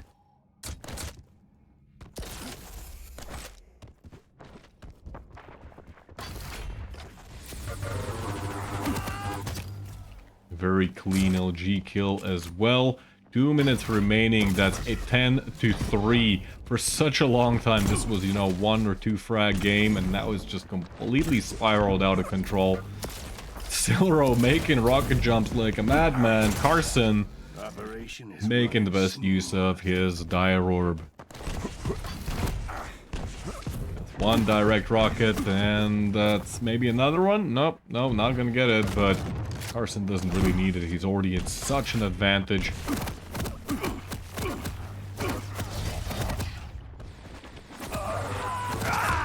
You came to the wrong fight. I do think that Silero, maybe he started playing overly aggressively, just a little bit too early, which is kind of what forced this situation to happen in the end.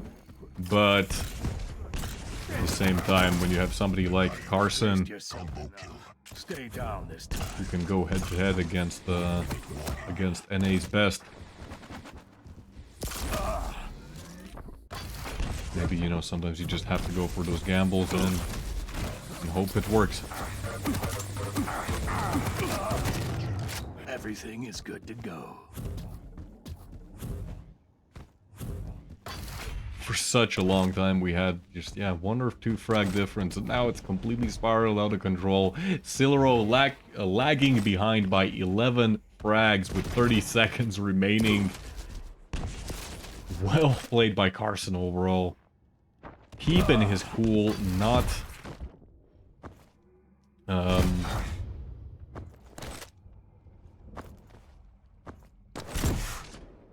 tilting, just playing the best game that he can in spite of everything.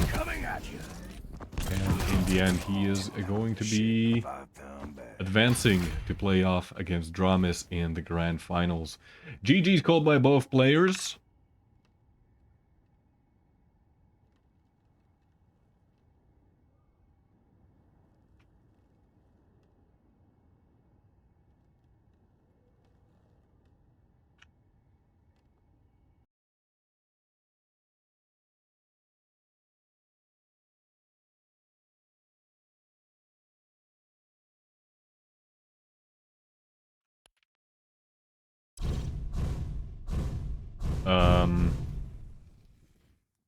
What am I supposed to do now? I'm supposed to switch the scene. Yes. Let's take a look at the brackets to see what the adventure that we have gone so far. This is the Naqcl tournament number 3, North American Duels. Started pretty recently. Actually, the bracket's not updated. Oh, show, if you're listening, the bracket has not been updated. Please get on it. Or is it on my end that it hasn't been updated? Let's try refreshing. Yeah, no, it's not updated.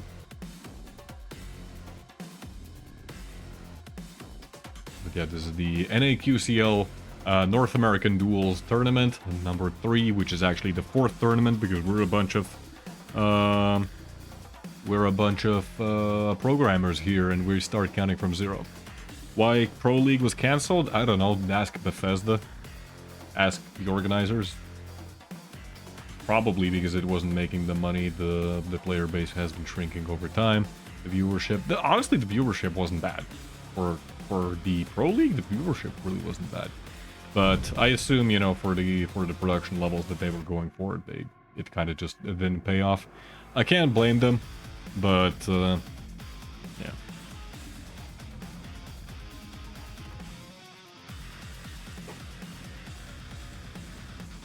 I don't think they ever made an official statement as to why exactly it was cancelled.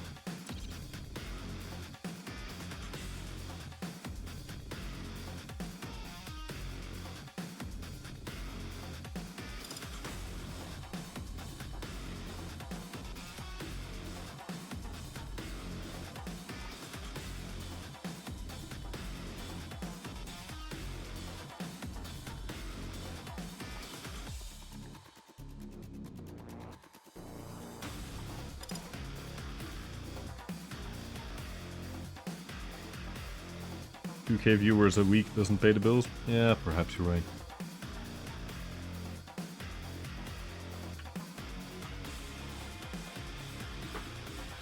Anyways, the players are slowly setting up. Carson apparently needs a small break, so this is gonna give me an opportunity to just set everything up on the stream. But yeah, we are in the grand finals. It is gonna be Carson versus Dramis yet again. The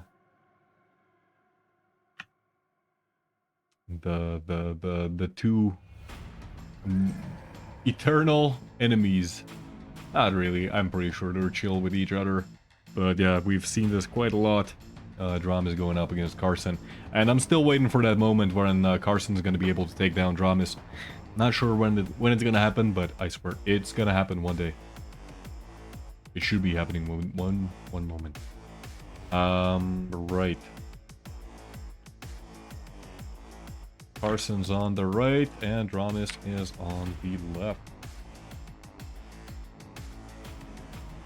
Best of 5, grand final.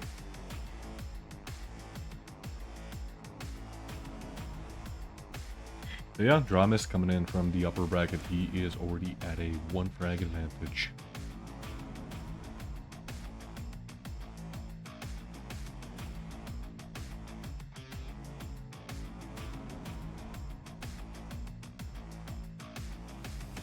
We do have a spectator link for the picks and bans, and we're going to be looking at those momentarily.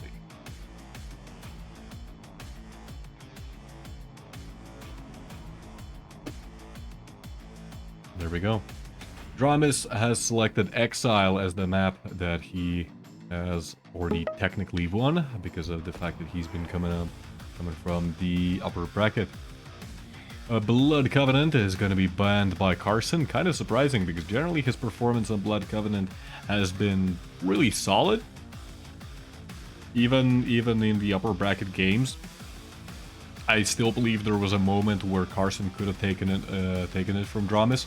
So yeah, this is pretty much a rematch of what we saw in the upper bracket finals. Carson ended up going to the lower bracket, and he's now trying to get his revenge on Dramis. Best of luck to him.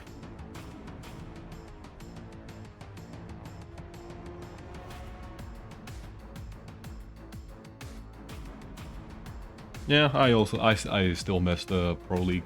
It was great, you know, like I can't, like, as you know, like, I'm not gonna deny the game definitely has problems, right? The game has fundamental issues, but just watching these games and, you know, playing it myself, it's fun. It can't deny it. It is fun.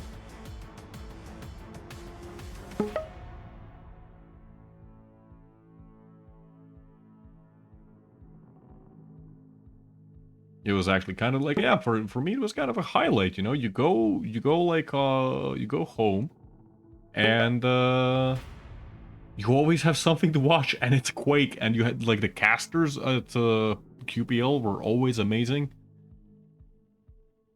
I know some people, like, didn't like, for example, who was he, like, Ketchup, but, like, I personally have no problems with Ketchup. DDK is, no, not DDK, sorry, ZSX, Dan. He's great. He's also a great player.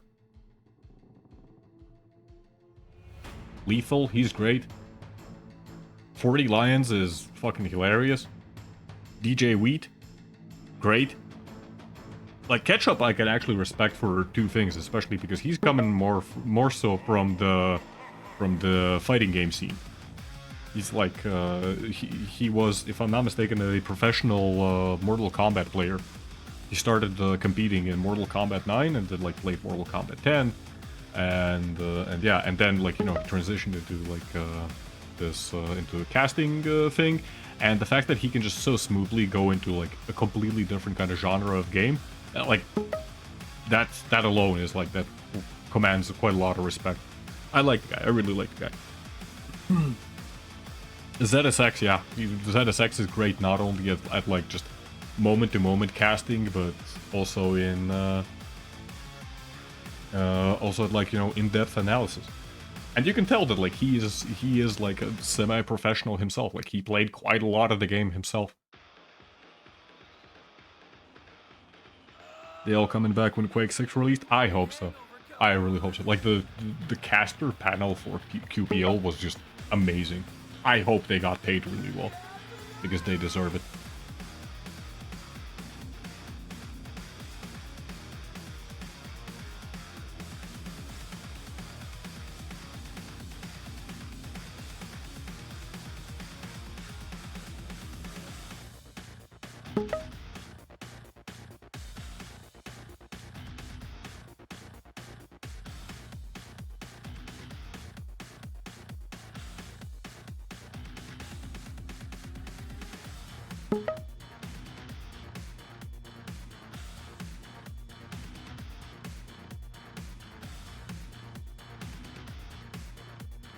Anyways, we have picks and bans happening right now.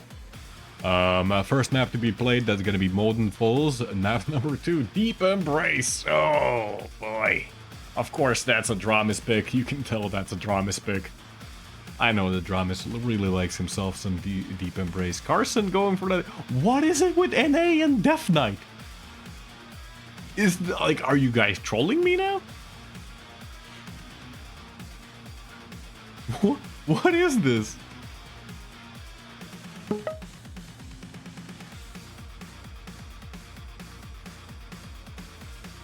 Actually, yeah, that's a good point. Like, Strong Sage. Like, holy hell. Someone get in touch with Strong Sage.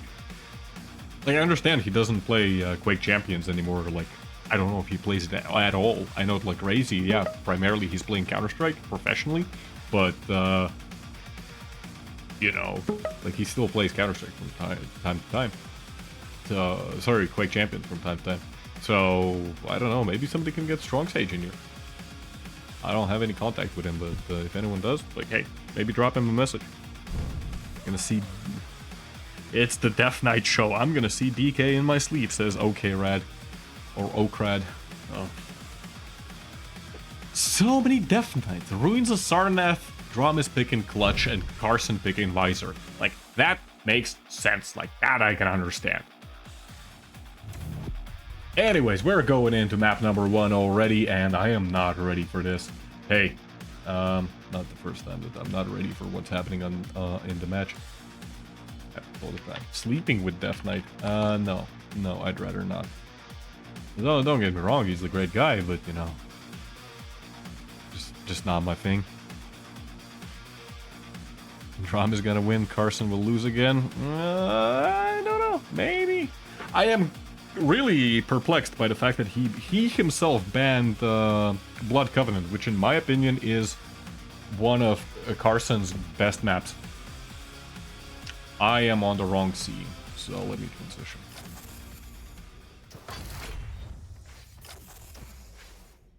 Molten Falls. I think this is the first time that we're going to be seeing this map on the stream.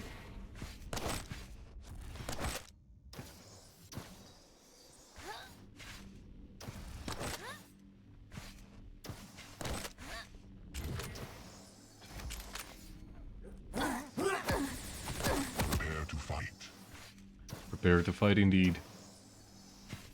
Sorlag on Molten Falls. That's another pick that you generally do not see all that often. Anyways, predictions are up. Go ahead and waste your channel points. We're going to be starting out on Carson playing Slash.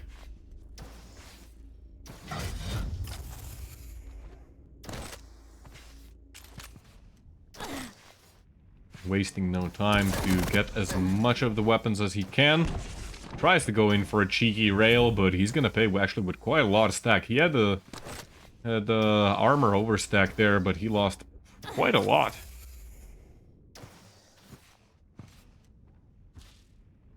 Go ahead, Slash QC. Go ahead, waste your channel points. 62k? What's 62k channel points? You gonna double it? Double or nothing? Ooh, Carson now on the run, but he's still evading some shots. Oh, barely, just barely. Dramis getting a shot there. Unfortunately, exposing himself for just a little bit too long, and that's gonna allow Dramis to get the first blood. 62k. Come on. Slash. Stopwatch. Place the bet. Place the bet.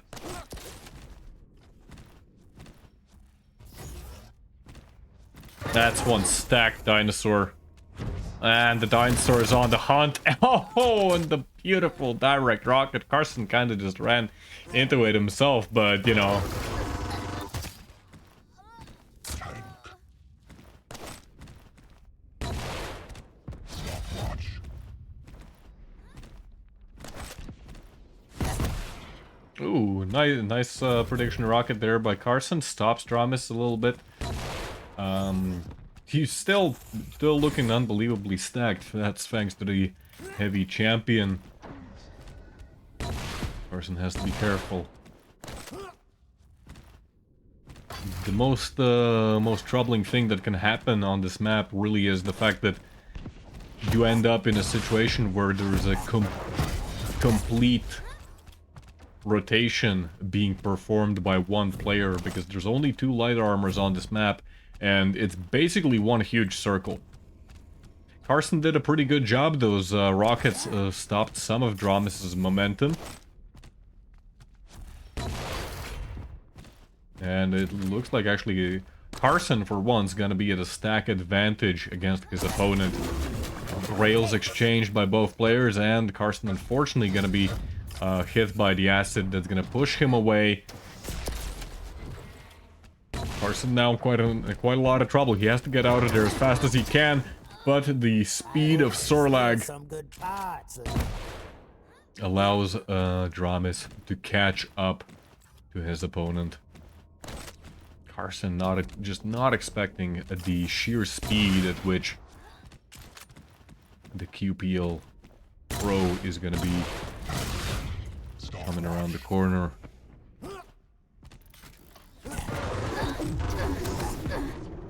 Carson wisely using the plasma trail. I think that's one of the things that actually made Dramis disengage. It's a little tricky. You know, sometimes you think, oh, the plasma trail, like, it kind of doesn't matter. It's not that great of an ability. And then, you know, you start taking all that damage. And, yeah, it can be absolutely devastating in the right hands. Oh, Carson taking the direct rocket as he just tries to get some sneaky peeky rails there. Carson still just trying to live off of scraps. Dramis, he's taking damage, but at the end of the day, he's still just constantly overstacked. Oh, and Carson, how does he outdamage Dramis there? What? I mean, that was a ballsy push by Dramis, but still.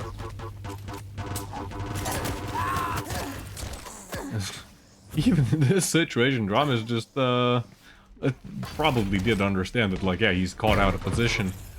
But standing his ground, just with the rail. Oh, if Carson's probably kicking himself because that one rail made him miss out on the mega health. This actually gives a fighting chance over to Dramis. Would not be surprised if Dramis goes for a very ballsy push up the jump pad. Carson just doesn't have the stack to actually contest him now. 5-minute warning. But he has regained some control. 2 to 4 now, 5 minutes remaining.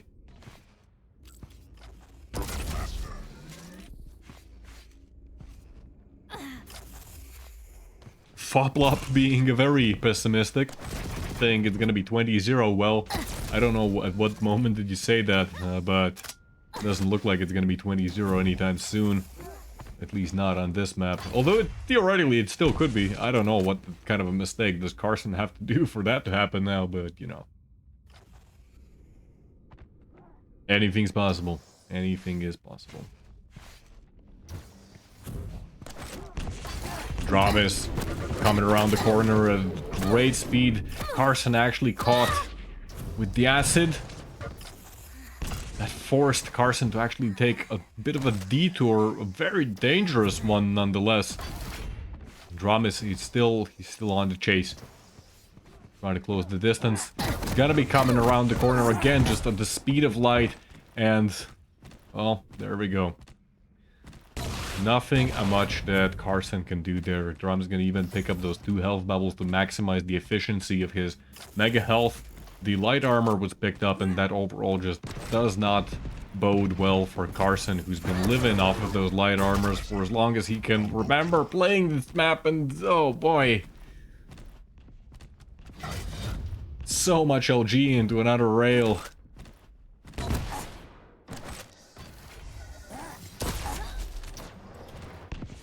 The Dramis lizard train, indeed. Someone stop the dinosaur.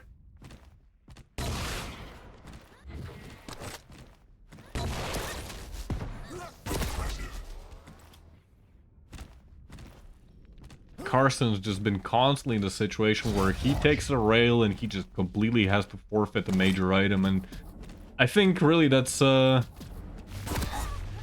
something that just works out in terms of just the champion pick alone. That's kind of what has allowed Dramis to play so confidently. He spawns with just as much of a stack as Carson can gain without any of the major items.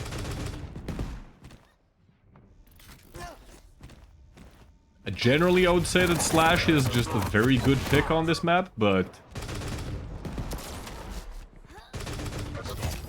Oh, even the tribal kill. But yeah, the dinosaur pick has really worked out for Dramis. Very speedometer. Do you guys wish the speedometer? Okay, like if you want it, I can enable it for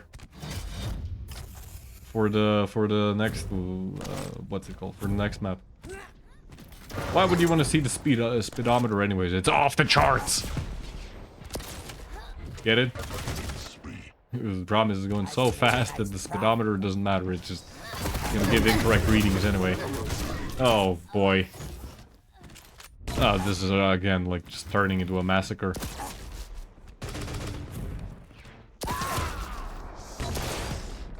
Carson not giving up though, hitting rails. But with minute and a half remaining, not even that much actually, Carson now has to make 7 frags, and it's not looking great. It's not looking great. Again, like Carson had a moment there, and very unfortunately he just kind of gave it up. Dramis left on low health. Carson making the chase, and we'll clip the dinosaur's tail.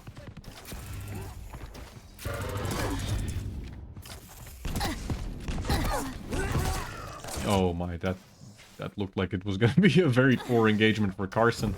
Still ends up getting the frag, but again, like, it's now Carson versus the timer. It's not really...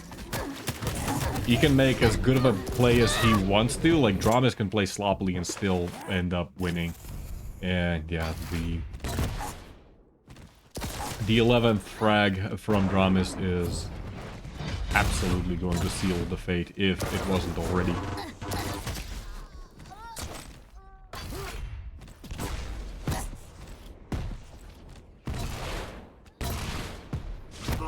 But yeah, sure, Hondo. I'll enable the speedometer.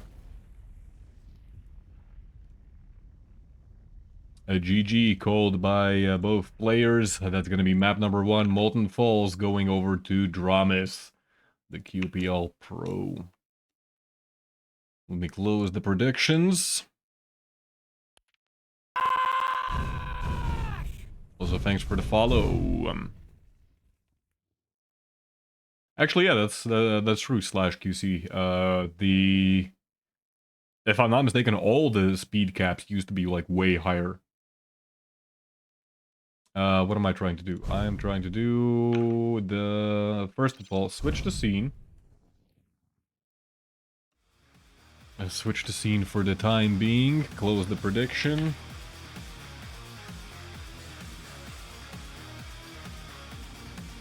Set up a new one.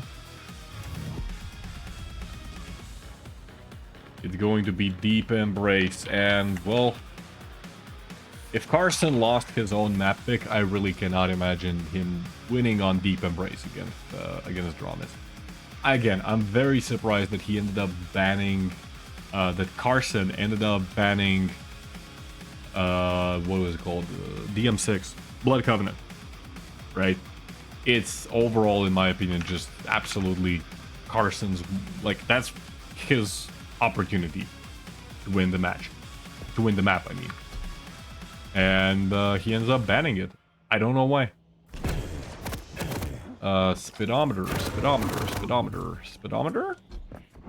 Hello, portrait. Does it not show in the spectator mode? Did I not save it? Prepare to fight. Round I don't think it shows in the spectator mode. 2, 1, fight. It doesn't show. I don't know why it doesn't show. Anyways, predictions are up. I'm sorry, Hondo. I tried my best.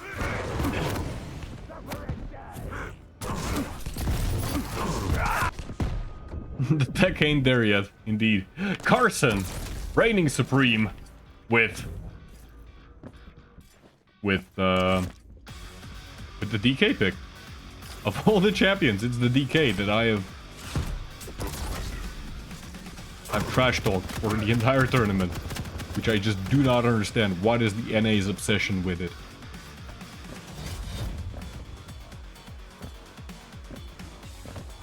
Oh my god, I'm sorry for the scene.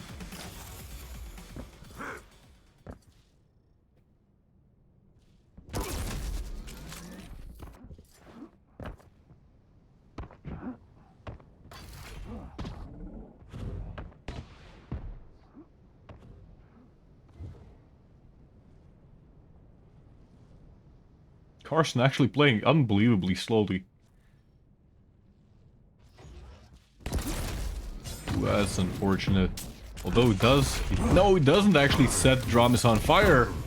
And the orb is gonna confuse Carson more so than it's gonna do damage. And that confusion alone... Carson takes confusion damage. It's super effective. The heavy is still up. Carson now just has to be careful not to get annihilated by Dramis' insane rail. At least we have first-person spectator. Exactly. The tech is there after all.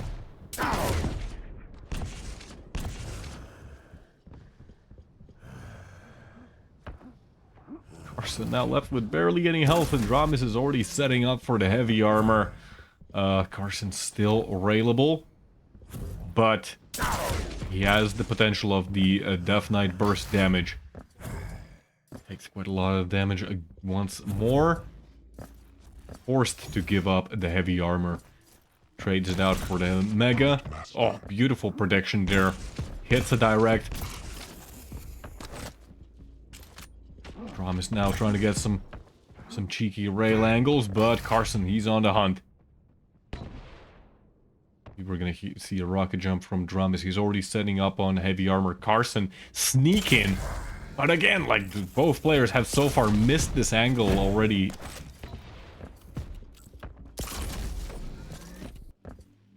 The railgun on Deep Embrace is a crucial weapon, and Dramis will finally reign supreme with it. Even though he took quite a lot of damage with the lightning gun from Carson. Thanks to the Ranger's orb, he's gonna find exactly the damage output that he needs. Once again, gets position. Drum is actually very close to death, just 26 health. Fires through the floorboards, and Carson setting up for the forced spawn. Beautiful execution there. Stopwatch. Very nicely done by Carson. Carson now going to be trying to push up those stairs. Dramis doesn't really have an LG himself. He's forced to actually give up the position. Goes for a rocket jump. I'm not sure what kind of a rocket jump is that, but it almost works. Carson left on 4 health. almost ends up actually blowing himself up with his own flame strike. 2 beautiful rockets by Dramis, and he's climbing back into this map. Was not looking great for Dramis at one point there, but is clawing.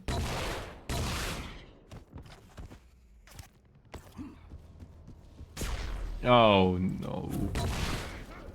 Oh no, he really needed to hit that rail, and because of that one rail, he might actually now miss out on the heavy. Yeah. Had he been able to hit just that one rail, the Carson stack would not have been sufficient to really stay around there. What is this? Drum is playing Counter-Strike 1.6 here, wallbanging people. Oh, and beautiful, beautiful use of the tri-bolt, 91 damage. If it had been a 3 directs, that I'm pretty sure that would have been a dead Carson at this point. Full control now on Dramis.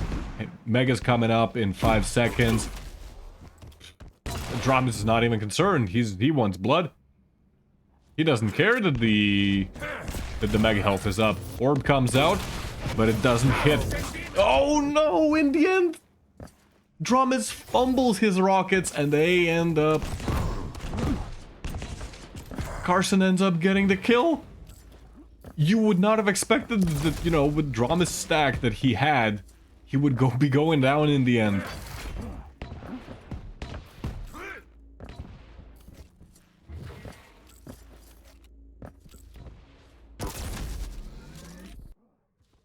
Five to 3 now. 6 minutes in. Carson low on health, but still in the lead. Goes down. Not without a fight.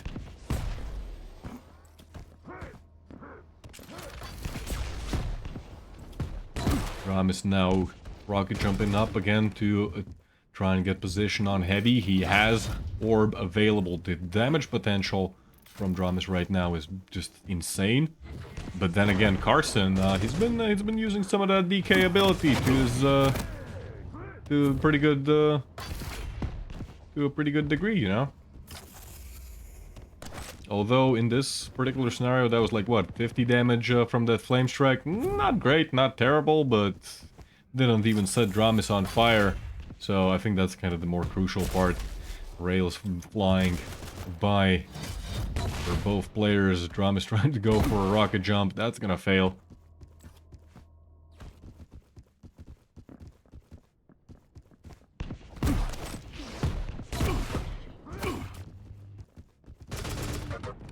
Dramis again making pretty good use of that tri-bolt.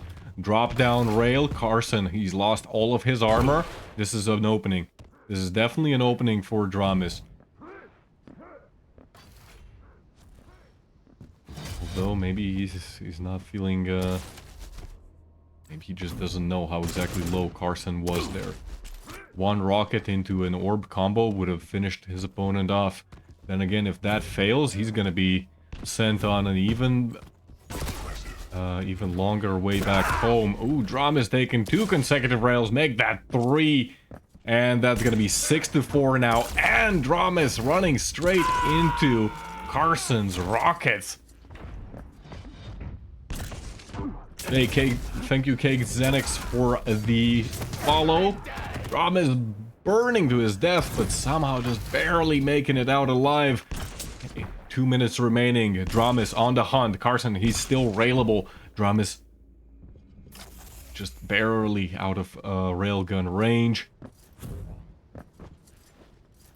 Carson, he's already setting up for heavy, but that's not coming up for another 5 seconds. Dramis, he's in position. Carson hits one rail. Dramis, unfortunately, doesn't hit his. 1 minute, 30 seconds. Neither player has the ability for some time now. Carson setting up pretty good angles, but not taking the shot.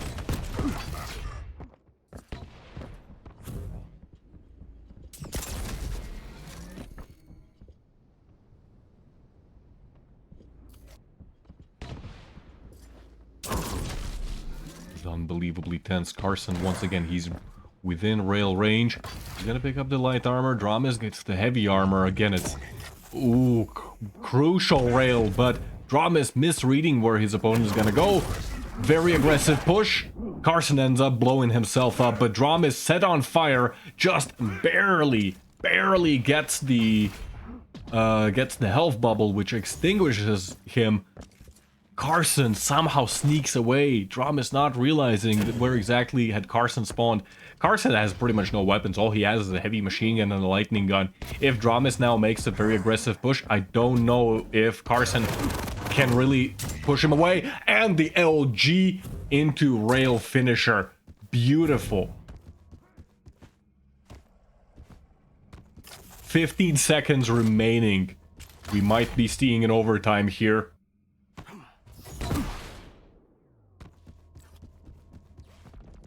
Five seconds until overtime. Dramis is making a push. 1 second into the overtime. Dramis orbs in through the flames. You could even see that, like, he really wanted to hit that flick. He lined it out, like, zooms in, like a 0.2 second delay, and then just Carson deleted from existence. Thanos snapped out of existence. What a match, guys. What a match. Congratulations to Dramis. This makes him Naqcl number 3 Grand Champion. Let's take a look at the adventure that we've gone so far on the brackets.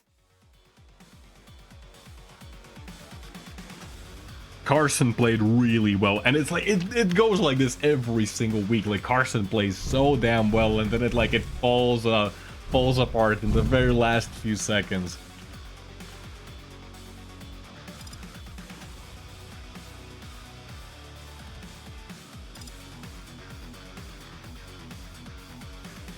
Yeah, as we can see, again, it came down to the two eternal enemies, eternal whatever you want to call them. Carson. He's been so close, so unbelievably close, and still he just cannot get the series down from Dramis. He's been so close to, like, taking down multiple maps. He was very close actually in the upper bracket and in the grand finals. Very similar situation, just the last moments they kind of fall apart, and that's where he ends up losing. Very unfortunate to see this, but nonetheless, you can't really blame him. Dramis, unbelievably good player. That was sweaty indeed, like. Oh boy. I hope to see you next week as well, Dramis. Thanks for tuning in, actually. But it's been absolutely a pleasure to watch you guys go at it. Oh boy. Congratulations once again, Dramis. You deserve that victory. And yeah, I think this covers our stream for today. Thank you to everybody who played in the tournament. Thank you to everybody who watched us. Thank you to everybody who raided us. We had quite a lot of raiders, including Razy and Sirius and Davis and I think Celts. No, Celts was yesterday, sorry. But yeah, thank you everybody for the raids. Thank you everybody who signed up. Thank you everybody who watched. Atomic Swede, thank you for the 200 bits.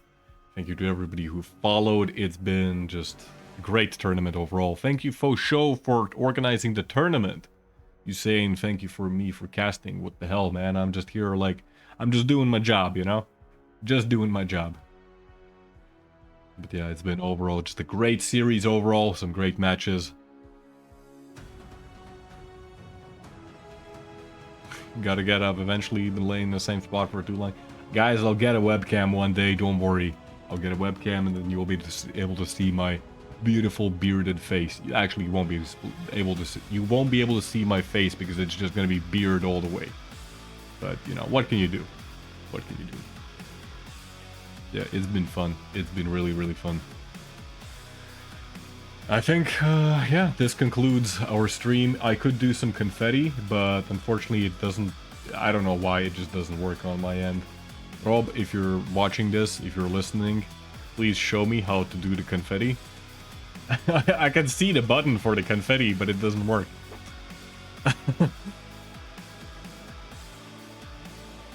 Give your beard some cat eyes. Yeah. Anyways, that concludes Naqcl number 3. It's been great. It's been overall just great watching this. It's been great casting this. I hope the players enjoyed playing as well. What was with the notification sounds? I don't know. I have to figure that out as well. Sometimes it works properly, sometimes it doesn't. Maybe also Rob knows answer to that. I still have like a ton of technical questions I need answers from Rob. So hopefully I'm going to be able to catch him, because for quite some time he was sick or busy, so, you know, don't want to disturb him too often either. But yeah, hope everybody enjoyed the stream. Hope everybody enjoyed watching the games. Congratulations once again, Dramis. Hope to see all of you guys next week. I'm not sure if I'm going to be casting Estodi next week, but if not, maybe Rob is going to be able to make it. Yeah. That concludes Naqcl number 3. Hope every one of you enjoys your evening or afternoon or whatever time it is on your side of the planet. I'm gonna find somebody to raid and we can go on with our lives. I'll try not to be overly dramatic now. Anyways, thanks everyone for tuning in. I'll see you next week.